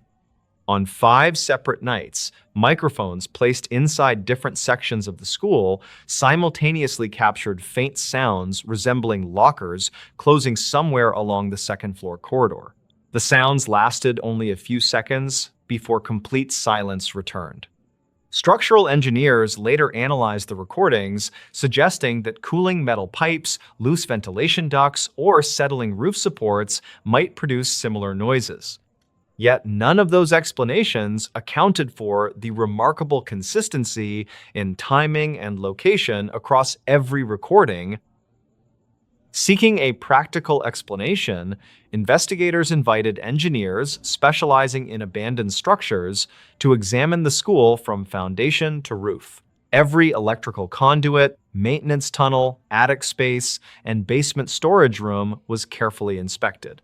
Specialists searched for hidden occupants, illegal electrical connections, battery-powered lighting, or evidence that someone had secretly lived inside the building. They discovered nothing beyond expected storm damage and years of gradual deterioration. Even the upstairs library, where witnesses consistently reported seeing lights contained only empty shelves, broken furniture, and shattered windows overlooking the surrounding forest. No hidden equipment capable of producing the reported glow was ever found. As detectives expanded their investigation, county archives revealed something unexpected. Maintenance records from the early 1980s documented several complaints filed by evening custodians describing unexplained lights appearing inside empty classrooms after electrical circuits had been switched off during renovation work. At the time, supervisors concluded faulty wiring probably caused the reports, although electricians later found no defects requiring repair. The records contained only brief references and were forgotten for decades until investigators compared them with the current witness statements. Although separated by more than 30 years, both groups consistently identified the same section of the second floor overlooking the eastern hillside. The school remained under periodic observation throughout the winter, but reports gradually became less frequent before stopping altogether after the county approved demolition the following summer. Contractors dismantled the aging structure over several weeks while investigators remained on site, hoping demolition might expose concealed rooms, hidden access points, or forgotten electrical equipment overlooked during previous inspections. None was discovered. Once the final walls disappeared and the property was cleared, every report connected to the abandoned school came to an end. No similar observations have been documented there since. Today, the official investigation remains archived as an unresolved suspicious incident rather than a criminal case. Detectives involved have repeatedly emphasized that nothing uncovered during the inquiry proved the presence of ghosts or any other supernatural cause. Nevertheless, they also acknowledge that several important questions remain unanswered. Independent witnesses reported nearly identical observations without knowing one another. Emergency responders personally experienced unusual events while searching the building. Surveillance equipment failed to identify trespassers despite weeks of monitoring. Engineers eliminated every practical explanation they could reproduce. In the end, the case became memorable not because anyone proved a haunting had occurred, but because every reasonable explanation quietly disappeared long before the questions did. For those who worked the investigation, it remains one of the true ghost encounters that no one involved has ever completely forgotten. In this new story, in September of 2022, the West Virginia Association of Chiefs of Police hosted its annual investigative conference in Charleston. Among presentations covering homicide investigations, search and rescue operations, and digital forensics, one session attracted unusual attention despite involving no confirmed crime. The presentation examined a series of unexplained incidents reported over nearly 3 decades by residents of small mountain towns scattered across Appalachia. None of the cases resulted in arrests, none involved identifiable suspects, and none were officially classified as criminal investigations. What connected them was something far more unusual. In every case, experienced investigators concluded that the available evidence supported the witnesses' accounts far more than anyone had initially expected. The first file discussed during the conference originated in Clay County, West Virginia, during November 2016.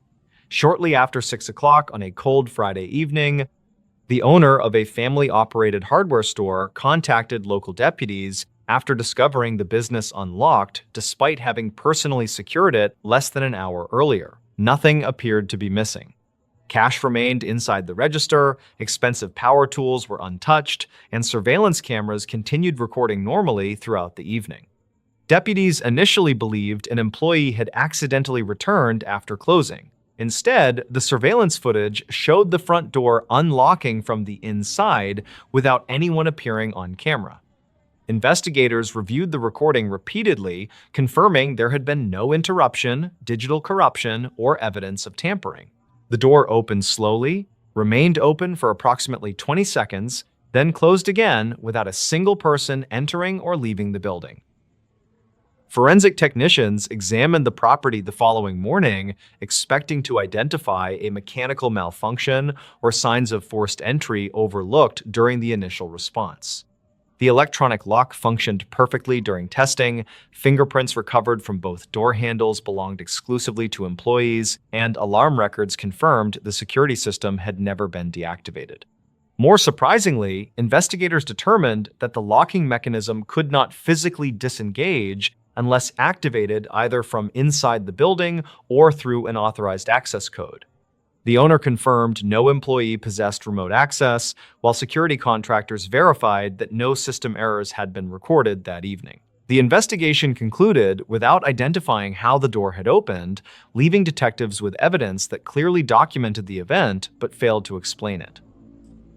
The second investigation came from a small community in eastern Kentucky during August 2018 after volunteer firefighters responded to repeated reports of lights appearing inside a long-abandoned elementary school scheduled for demolition.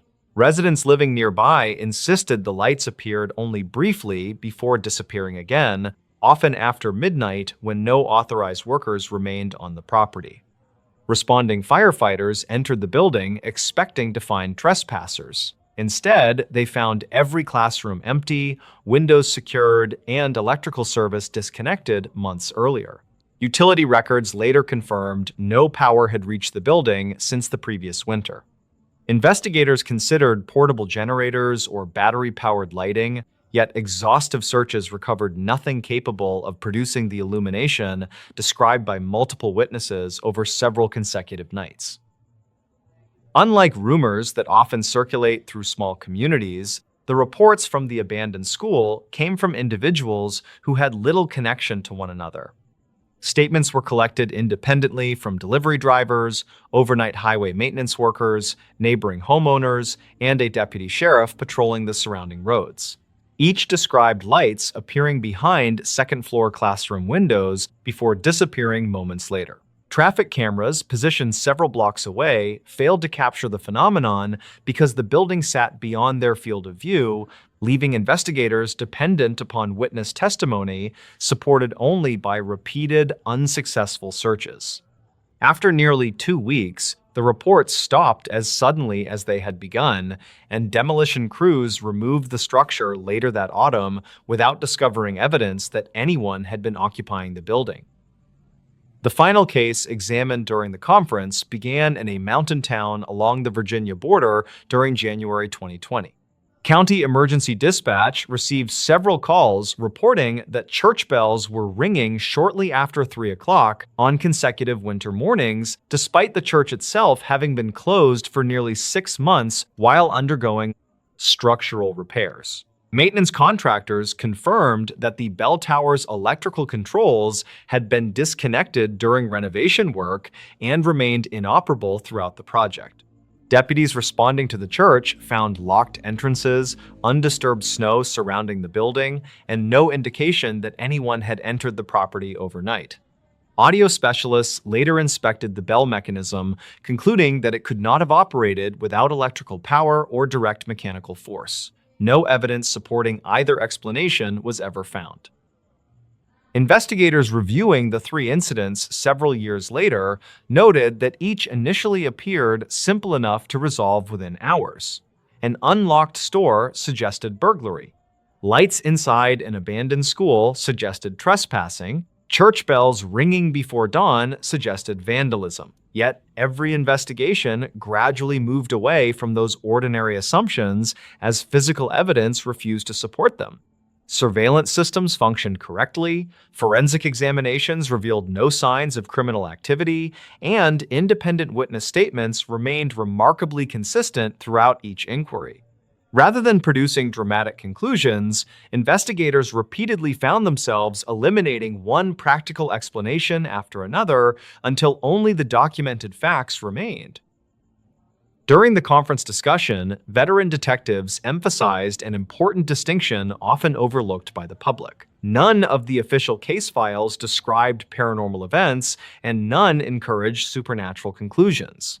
Instead, the reports documented situations in which observable events occurred without leaving sufficient evidence to identify a conventional cause. Experienced investigators considered that distinction essential because unresolved cases demand caution rather than speculation. Even so, many acknowledged that these incidents remained memorable precisely because they resisted ordinary investigative methods despite careful documentation and extensive follow-up.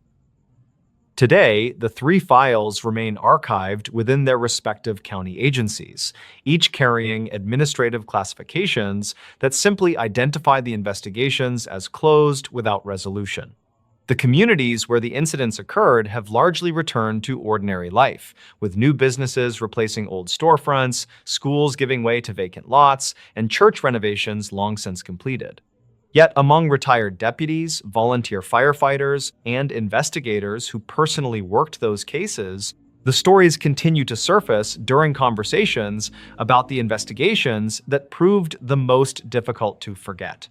Not because they revealed something supernatural, but because they demonstrated that even in the quietest Appalachian mountain towns, there are still cases where every available fact can be verified, every witness can be believed, and the truth can remain permanently out of reach.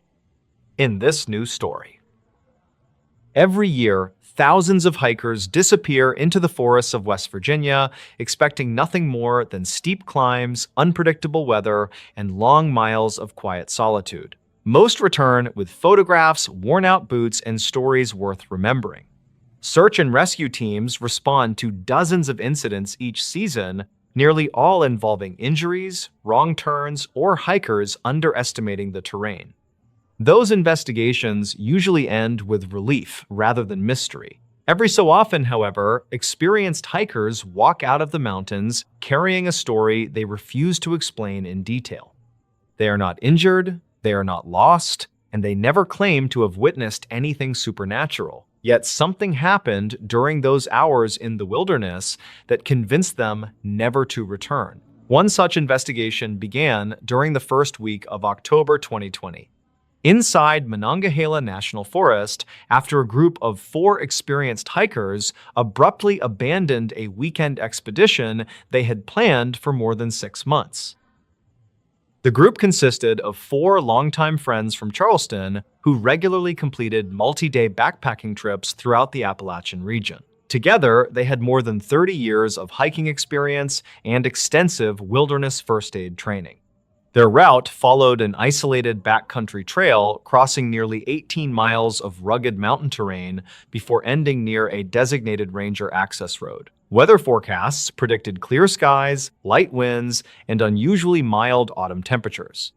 Rangers later confirmed that trail conditions remained excellent throughout the week, making the trip one of the safest opportunities of the season. Nothing about the group's preparation suggested that the hike would end any differently from dozens they had successfully completed before.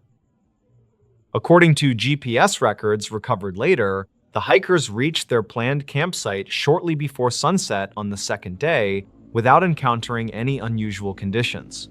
They prepared dinner, filtered water from a nearby stream, and contacted family members using a satellite messenger to confirm everything was proceeding according to schedule. That message became the final routine communication received from the group.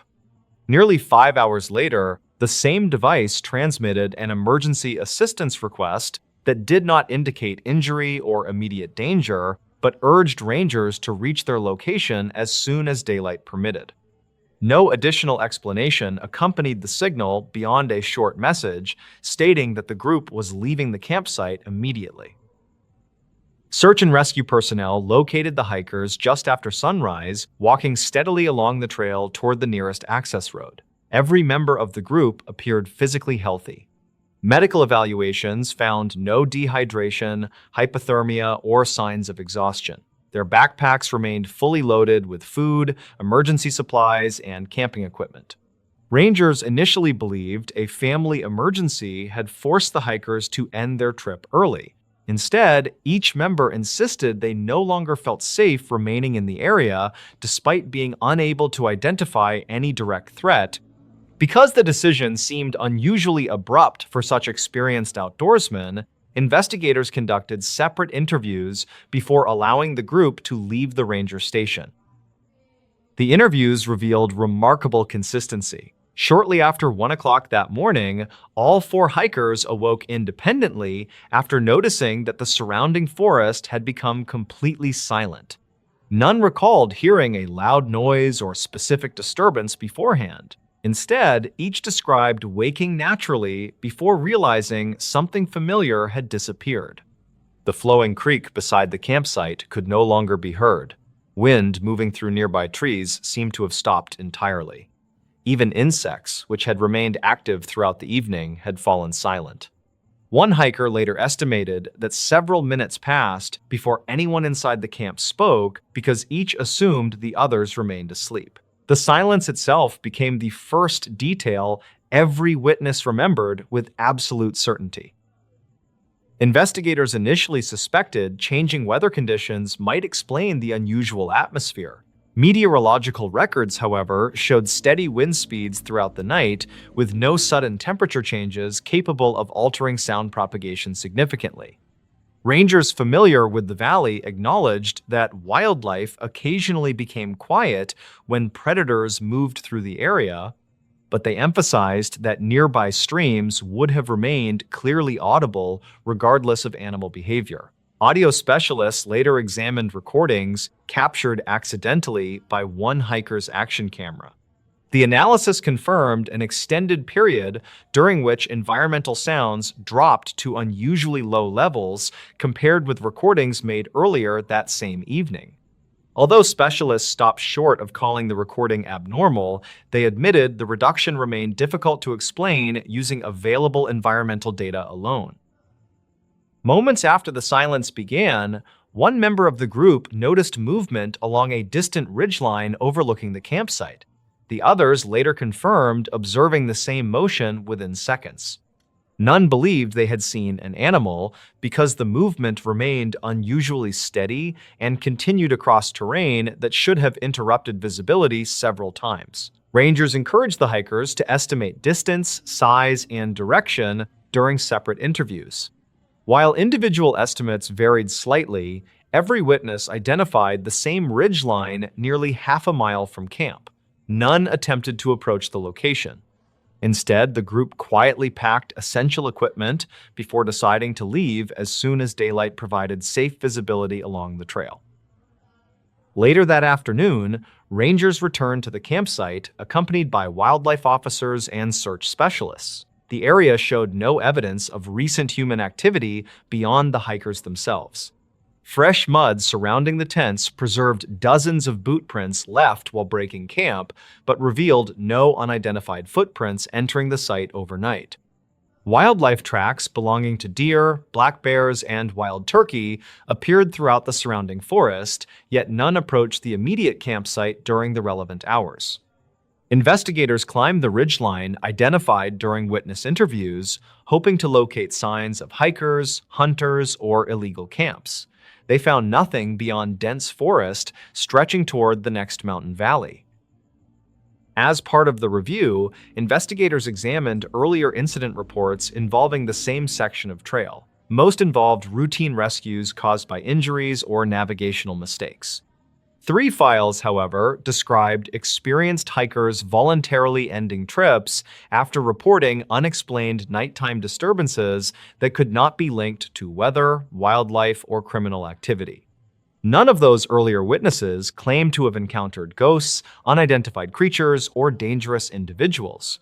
Instead, each described a growing sense that something in the surrounding environment had changed in a way they could neither identify nor comfortably ignore. Rangers noted the similarity, but cautioned that human perception in isolated wilderness can be influenced by countless natural factors that remain difficult to reconstruct after the fact. The investigation remained open for nearly 4 months, while environmental scientists, wildlife experts, and experienced search coordinators reviewed every available piece of evidence. GPS records confirmed the hikers never left the established trail. Medical examinations ruled out illness or environmental exposure. Satellite communications verified the timeline with remarkable precision. Despite that, investigators could not identify a single event explaining why 4 experienced backpackers unanimously abandoned a carefully planned expedition only hours after confidently reporting that everything was normal. The official report ultimately classified the incident as an unexplained precautionary evacuation with no evidence of criminal activity or continuing danger to the public. Today, the trail remains open and continues attracting thousands of visitors each year without incident. Rangers still recommend the route as one of the most scenic backcountry hikes in West Virginia. The 4 hikers involved have continued exploring wilderness areas across the country, proving that the experience did not end their passion for the outdoors. Yet, according to friends interviewed during the investigation, one subject is consistently avoided whenever old hiking trips are discussed. No member of the group willingly talks about the final night they spent on that mountain. They have never claimed to know what they saw, and investigators have never claimed to know either. All anyone can say with certainty is that 4 experienced hikers entered one of West Virginia's darkest trails, expecting an ordinary weekend in the wilderness.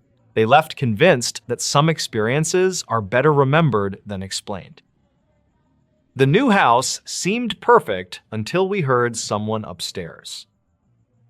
Deep within the historic suburban neighborhoods of Savannah, a young married couple purchased their beautiful colonial dream home. During the humid autumn of 2020, they completely renovated the massive historic wooden structure very carefully. What actually happened during their very first night indoors completely defies any basic, logical, modern scientific explanation today. Archived notes from the subsequent state police investigation describe a highly disturbing timeline of terrifying late-night events. 32-year-old Liam worked as a highly dedicated structural architect designing complex commercial office buildings daily. His highly capable wife was a 30-year-old financial accountant named Chloe who frequently worked remotely indoors. Their primary professional goal required them to quickly establish a quiet, comfortable domestic life away from noisy apartments.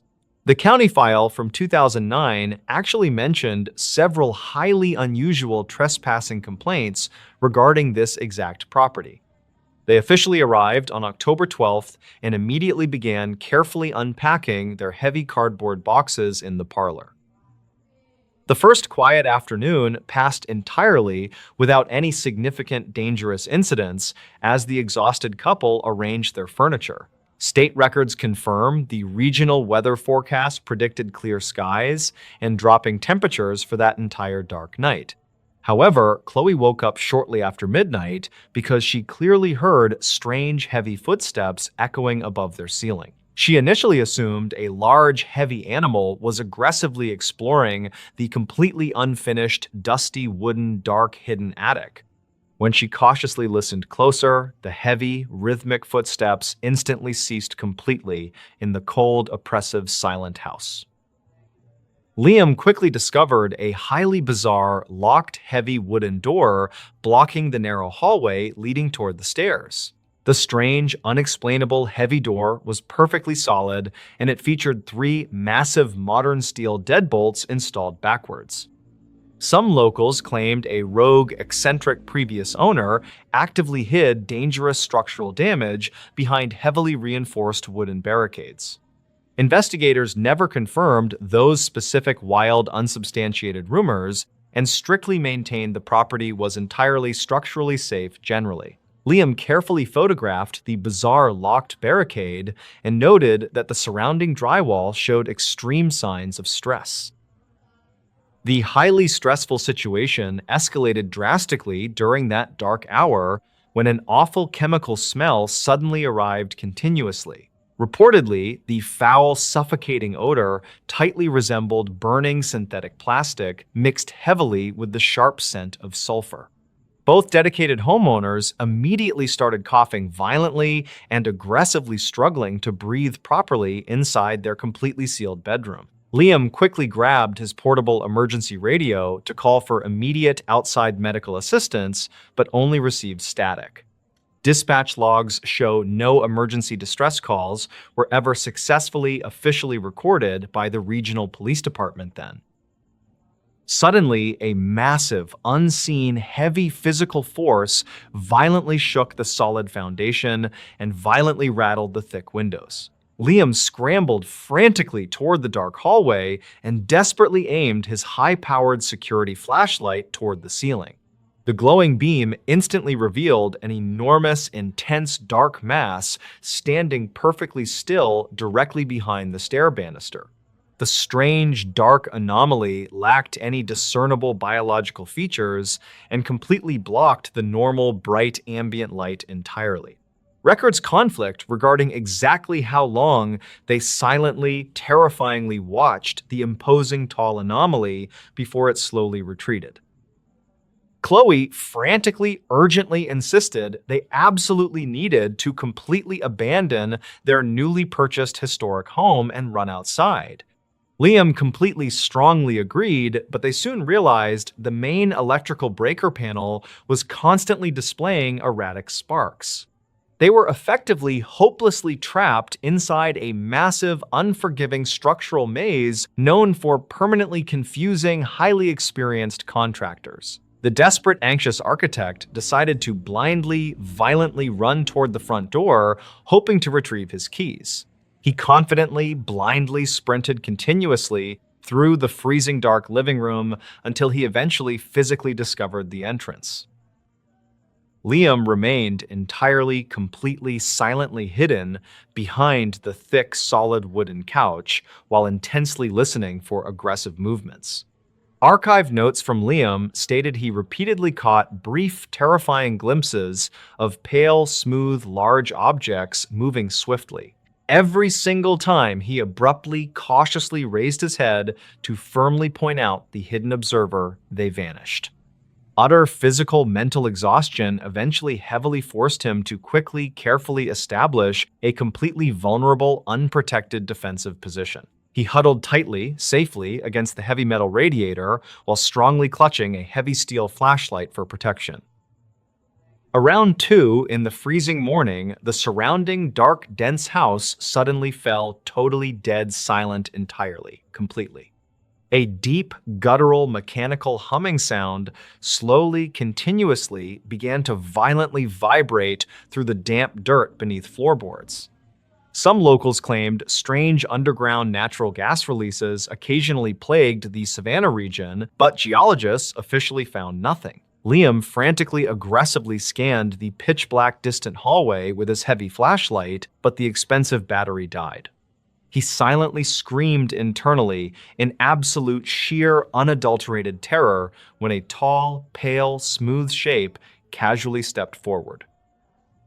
The towering, featureless, pale entity did not overtly, aggressively attack the reinforced door, but simply stood motionless completely. Liam slowly, hesitantly gripped his heavy steel flashlight tightly, but his frozen, numb fingers were constantly heavily trembling. The bizarre, towering, unknown creature emitted another deep, deafening, humming vocalization that violently, instantly, completely shattered the windows. Plunged into total suffocating pitch-black darkness inside the house, the terrified young couple blindly, frantically crawled desperately. They hopelessly, blindly waited continuously inside the highly secure, locked basement room until the early morning sunlight arrived. A commercial utility repair operator miraculously happily found the rural property completely devastated near the heavily designated street. The highly traumatized young couple was severely, badly dehydrated and suffering from multiple minor bleeding lacerations from glass. State records confirm they were quickly, safely, immediately transported to a local regional medical hospital and strictly treated. When heavily armed local police deputies eventually carefully, safely navigated back to retrieve the abandoned property, they discovered chaos. The heavy, durable wooden interior doors were completely, entirely melted into toxic puddles, and all metal hinges twisted. Liam was tragically completely unable to mentally process his terrifying experience despite the massive, highly coordinated psychological support. Highly trained tracking search dogs completely, entirely lost any distinct individual scent trails near the steep property edge. Law enforcement officials strongly, firmly suspected the blindly, quickly fleeing couple accidentally, entirely hallucinated the terrifying, massive entity. However, they absolutely could not logically, realistically explain how the heavy steel locks were completely melted by temperatures. The overwhelming, putrid atmospheric sulfur smell and the highly localized underground ground vibrations also strictly remained completely unsolved. Chloe completely, permanently, fully abandoned her promising financial accounting career and rapidly moved to a highly bustling city. She completely, absolutely, strictly refused to conduct any further public media interviews regarding her terrifying, unexplainable house experiences. She eventually, quietly, safely, wrote a highly obscure, completely anonymous internet blog detailing her intense, lingering, severe trauma. Reportedly, she deeply, severely suffered from chronic, daily, heavy insomnia and constant, terrifying nightmares featuring tall, smooth entities. Dispatch logs routinely, regularly show she frequently, frantically called local urban police authorities, continually complaining about heavy vibrations.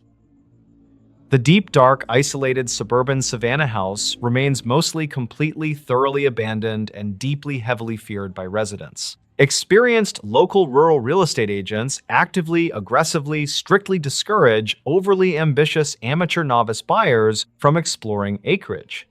Official public state records conflict regarding the actual, total, highly accurate number of missing trespasser cases strictly linked. Some ambitious, independent, amateur internet investigators occasionally, dangerously, completely venture into the dark, unmarked house hoping for evidence. Most of them always safely return completely empty-handed, while a few others quickly emerge with unsettling stories. The absolute, total, complete lack of any definitive, hard physical evidence heavily, continually, profoundly frustrates those who believe. The completely destroyed internal security cameras conveniently, completely, permanently erased any potential digital visual proof of the entity. Vociferous internet online skeptics constantly, loudly, aggressively argue that sheer blind panic and total utter darkness easily transformed. Archived notes, carefully, thoroughly gathered from the official local police investigation, confidently, strictly concluded that an undocumented leak, yet the exact, highly specific, true physical origin nature of those massive, perfectly smooth melted door frames remains. University, biology, science experts quickly, easily, permanently dismiss the crazy, ridiculous, bizarre idea of a completely unknown anomaly. They firmly, constantly, strongly argue that an active, healthy, massive biological population of large hidden creatures leaves evidence. No unusual biological organic hair samples or strange skeletal biological bone remains have ever been definitively positively linked. Some locals claimed the federal, national, centralized government quietly, aggressively, permanently suppressed the actual truth to protect operations. Investigators never confirmed any grand, illegal, hidden conspiracy and simply safely, permanently, officially closed the bizarre, terrifying case. In this new story, road trips through Appalachia can change quickly after sunset. A highway that feels ordinary during the afternoon can become almost unrecognizable once darkness settles between the mountains. Gas stations become farther apart, cell service disappears without warning, and a wrong turn can place travelers miles from the nearest town. Most frightening experiences on these roads eventually have ordinary explanations. But during the summer of 2022, two brothers traveling through eastern Tennessee encountered something investigators initially believed was an attempted roadside robbery. Within 48 hours, that explanation had fallen apart. What remained was a sequence of events captured partly on video, supported by physical evidence, and disturbing enough that neither brother has driven that route at night again. 49-year-old Andrew Keller and his younger brother Michael had spent 4 days traveling through Tennessee and western North Carolina, photographing historic railroad bridges and abandoned industrial sites. Both were experienced road travelers who had completed similar trips throughout the Appalachian region for nearly 15 years. On July 23rd, they left Johnson City shortly after 7 in the evening and planned to reach a motel near Knoxville before midnight. Their SUV had recently been serviced, the fuel tank was nearly full, and 2 navigation applications showed the same route. The brothers expected an uneventful drive lasting a little over 3 hours. For nearly half that distance, that was exactly what they got. Shortly after 9:30, construction signs redirected traffic away from their planned highway onto a narrow county road running south through heavily forested hills. The detour appeared legitimate. Reflective signs were positioned at several intersections, and another vehicle entered the same road less than a minute ahead of them. After approximately 12 miles, however, Andrew noticed they had not passed another construction sign. The sedan ahead had disappeared around a bend several minutes earlier, leaving the brothers alone. Their navigation systems continued directing them forward, indicating that the county road would reconnect with the highway in approximately 18 miles. Turning around seemed unnecessary, so they continued. The first unusual event occurred near an old concrete railway underpass. A pickup truck was parked sideways beyond the tunnel, blocking most of the roadway. Its headlights were off, but the driver's door stood open. Andrew slowed the SUV while Michael used his phone to record the scene through the windshield. Neither could see anyone near the truck. There were no hazard lights, emergency triangles, or signs of a collision. Enough space remained along the shoulder for their SUV to pass slowly, and Andrew began maneuvering around the pickup. At that moment, Michael noticed movement among the trees behind them. Three people emerged separately from the darkness along the roadside. None carried flashlights, and none approached the abandoned pickup. Instead, they moved toward the SUV from behind while remaining several yards apart. Andrew immediately accelerated through the narrow opening beside the truck. The brothers later described the decision as instinctive rather than deliberate. Nothing had happened that clearly proved they were in danger, yet the arrangement felt wrong. Michael continued recording as the SUV cleared the obstruction. The final seconds of the video showed one of the unidentified individuals reaching the center of the roadway, while the other two remained near opposite shoulders. Andrew drove several miles before slowing. Neither brother wanted to return toward the underpass, so they continued following the navigation route toward the main highway. Approximately 10 minutes later, they encountered another obstacle. A large tree branch lay across both lanes. Unlike the pickup, the branch was small enough that two people could probably have moved it, but dense vegetation prevented driving around it. Michael checked cellular service and discovered both phones had lost connection. Their satellite navigation still showed the highway less than 9 miles ahead. With no safe alternative, the brothers remained inside the locked SUV while deciding whether to move the branch themselves. Before either man opened a door, headlights appeared in the rearview mirror. Andrew initially felt relieved, assuming another motorist had followed the detour. The approaching vehicle slowed roughly 100 yards behind them and stopped. Its headlights remained pointed directly toward the SUV. Nearly a minute passed without anyone approaching. Then the lights switched off. Michael began recording again. The darkness behind them became complete except for their red taillights reflecting from roadside markers. Neither brother could determine whether the vehicle was still there. They waited another minute before Andrew made a decision that probably prevented the situation from becoming more dangerous. Instead of leaving the SUV, he carefully drove onto the shallow drainage shoulder and pushed through vegetation beside the fallen branch. Tree limbs scraped both sides of the vehicle, damaging paint and breaking the passenger mirror, but the SUV cleared the obstruction. Andrew accelerated immediately. Less than 30 seconds later, headlights reappeared behind them. The unknown vehicle had begun following. Michael's recording captured the lights remaining at a relatively constant distance through several curves. Whenever Andrew increased speed, the vehicle appeared to do the same. Whenever he slowed, approaching sharp turns, the distance between them decreased. For nearly 11 minutes, the brothers believed they were being deliberately followed through an unfamiliar mountain road. Then the headlights disappeared. There was no intersection, driveway, or visible place for another vehicle to turn. Andrew continued driving without stopping until they reached a small 24-hour gas station beside a state highway approximately 15 minutes later. Cell service returned almost immediately. The brothers contacted county dispatch and explained what had happened. A deputy met them at the station, examined the damage to the SUV, reviewed both phone recordings, and requested additional officers search the road. Investigators initially treated the incident as a possible attempted robbery involving a staged vehicle obstruction, a tactic occasionally reported in isolated areas. The physical circumstances appeared to support that possibility. Deputies reached the railway underpass less than 40 minutes later. The pickup truck was gone.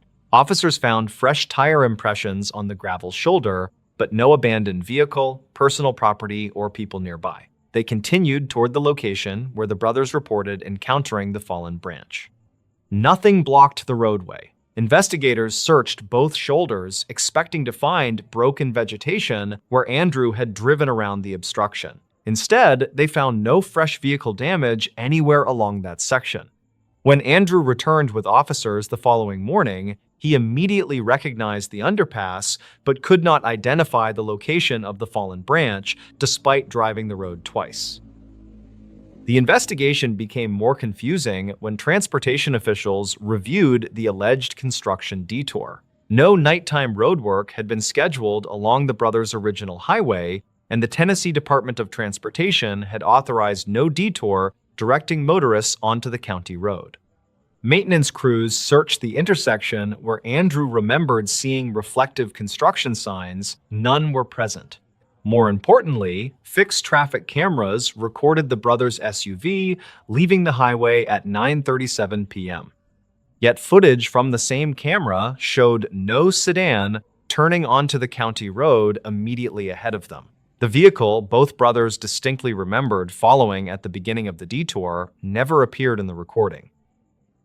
Detectives then examined Michael's phone videos. The first recording clearly showed the sideways pickup beneath the railway underpass. Investigators could also distinguish three human figures emerging near the road, although darkness prevented facial identification. The second video confirmed headlights following the SUV several miles later. Nothing in either recording indicated manipulation or editing. That evidence convinced investigators that at least part of the brothers' account had unquestionably occurred, yet attempts to identify the pickup failed. Its rear license plate appeared obscured by darkness, and no vehicle matching its general description was reported stolen or abandoned anywhere nearby. One final detail emerged when investigators compared the SUV's navigation history with the county road network. The GPS data showed the brothers leaving the highway normally and traveling toward the railway underpass. After passing beneath it, however, the recorded route became inconsistent. For approximately 23 minutes, location points placed the SUV intermittently on the county road and several hundred yards inside surrounding forest where no drivable routes existed. Technicians attributed the discrepancy to poor satellite reception beneath heavy tree cover. Even so, the total distance recorded by the vehicle's trip computer exceeded the mapped county road by almost 14 miles before the SUV reached the gas station. Investigators never determined where those additional miles had been driven. The case was eventually closed without arrests because detectives could identify no suspects and establish no specific criminal offense beyond a possible attempt to obstruct traffic. Andrew and Michael never claimed anything supernatural had happened. Both remained convinced that the people near the pickup probably intended to rob travelers, and that inaccurate GPS data made the later events appear stranger than they really were. Investigators considered that explanation reasonable. It accounted for the people, the truck, and possibly even the pursuing vehicle. What it never explained were the unauthorized construction signs, the missing sedan, the vanished road obstruction, or the additional mileage recorded during a journey that should have been considerably shorter. The brothers continued taking road trips together after that summer, but they changed one rule permanently. Whenever darkness approaches in the Appalachian Mountains, they remain on major highways regardless of what temporary signs or navigation applications suggest.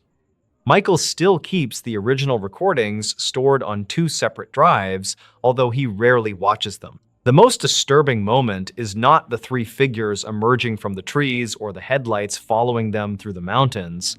It is the opening seconds of the first video.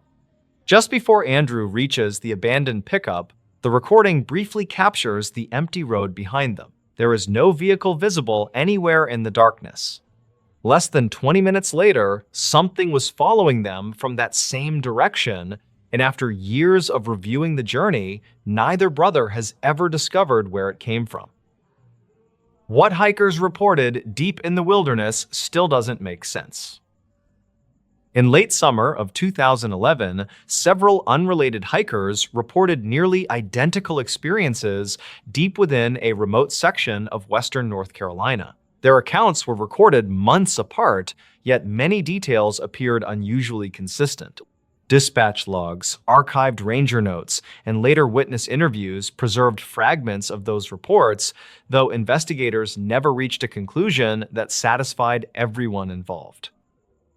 One of the earliest reports came from Corbin Voss, a 37-year-old survey technician from Tennessee who spent weekends hiking remote trails. He entered the Pisgah region alone during a 3-day backpacking trip and planned to document several abandoned logging routes. According to trail records, he checked in at a ranger station shortly after sunrise and appeared calm before beginning his hike. Weather conditions remained stable throughout the day, and no warnings had been issued for that section of forest. Corbin covered nearly 12 miles before establishing camp near a narrow ridge overlooking a heavily wooded valley. He later stated that nothing unusual occurred until shortly after dusk, when distant sounds began echoing through the trees. At first, he assumed another group occupied a nearby campsite, though no fires or lights appeared anywhere below him. The sounds reportedly resembled brief conversations carried by wind, yet every attempt to identify their source failed. Around 10 that evening, Corbin heard what he believed were footsteps approaching from the eastern side of camp. The movement stopped whenever he shined his flashlight toward the trees. Several minutes later, the same pattern repeated from a different direction. He described the experience in a written statement submitted after returning home. According to archive notes, he eventually remained awake until dawn because the sounds continued at irregular intervals. The following morning revealed no obvious explanation. Corbin found no footprints near his campsite, despite damp soil that should have preserved tracks clearly. He also noticed something that later became important during the investigation. Several small stones had been arranged beside the trail leading away from camp. The formation appeared deliberate, though investigators later suggested natural causes could not be ruled out. Corbin photographed the stones before continuing his hike deeper into the wilderness. Approximately 4 months later, a second report emerged from a woman named Tessa Crowley, a 42-year-old physical therapist from Virginia. She visited the same general region while training for a long-distance hiking event. Tessa reportedly knew nothing about Corbin's experience. Nevertheless, her statement contained details that closely matched information contained within county files from earlier reports. Rangers noticed the similarities only after reviewing records during the following year. Tessa spent 2 nights in the forest and described hearing distant voices after dark. She could never distinguish actual words, though the sounds consistently resembled conversations taking place beyond visual range.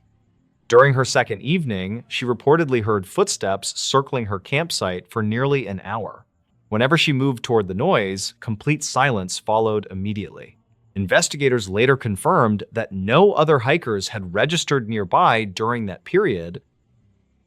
The most unusual detail appeared shortly before sunrise. Tessa woke unexpectedly and discovered several stones arranged near a fallen log approximately 30 yards from camp. She later claimed the arrangement had not been present before darkness arrived. Archived ranger notes from 2012 mention photographs taken at the scene, though some records indicate those images were later misplaced. Investigators never confirmed whether the stones had any connection to other reports. As similar accounts accumulated, officials began examining earlier records stored in regional archives. A county file from 2009 referenced a search and rescue volunteer who described hearing distant conversations while assisting during a missing person operation. Another report from 2007 mentioned unexplained footsteps around a temporary camp established by forestry workers. Although details varied, recurring elements appeared often enough to attract attention from local authorities. By 2013, discussions about the reports reached several outdoor organizations operating throughout the Appalachian region. Some members believed environmental conditions created auditory distortions capable of producing convincing illusions. Others pointed toward wildlife activity, arguing that unfamiliar sounds frequently become exaggerated after darkness settles across remote landscapes. Investigators explored both possibilities, yet neither explanation accounted for every detail contained within witness statements. Records conflict regarding several observations, leaving significant gaps in the timeline. One incident from that year generated particular interest. A pair of hikers named Leland Burke and Owen Mercer entered the wilderness for a weekend photography trip. Both men were experienced outdoorsmen who routinely traveled through isolated terrain. According to their statements, they heard voices shortly after sunset while preparing dinner beside a stream. Neither individual could identify specific words, though both agreed the sounds resembled a conversation occurring just beyond sight. Leland later reported seeing a light moving slowly between distant trees across the valley. The light appeared briefly before disappearing behind thick vegetation. Owen claimed he never observed it directly, creating one of several conflicting details found throughout the case. Investigators never confirmed whether another group occupied the area that night. Searches conducted afterward located no campsites, discarded equipment, or evidence suggesting recent human activity nearby. The following morning produced another familiar discovery. Several stones rested beside the trail leading away from their campsite. Unlike previous reports, the arrangement formed a rough line extending toward denser forest. Leland photographed the scene and submitted copies during a later interview. Some locals claimed similar markers occasionally appeared throughout remote sections of the region. Investigators never confirmed those accounts and found little supporting documentation. As years passed, additional reports continued appearing within archived notes and ranger files. Many involved experienced hikers who demonstrated familiarity with wilderness conditions. Most accounts described sounds rather than visual encounters. Voices remained the most common element, followed closely by footsteps approaching campsites after dark. While each report contained differences, enough similarities existed to keep the mystery alive among those familiar with regional records. Researchers examining the case proposed several theories. Certain environmental specialists suggested unusual terrain features might reflect sound across valleys in unexpected ways. Under specific conditions, conversations occurring miles away could reportedly seem much closer than reality. Wildlife experts offered alternative explanations involving nocturnal animals whose calls occasionally resemble human voices. Neither theory addressed the recurring stone arrangements mentioned across multiple reports, separated by years and involving unrelated witnesses. A review conducted during 2019 attempted to organize every available statement into a single timeline. Investigators compared dispatch logs, archive notes, witness interviews, and state records gathered over more than a decade. Their findings revealed no evidence of criminal activity, organized hoaxes, or coordinated fabrication. However, they also failed to identify any explanation capable of connecting every reported detail.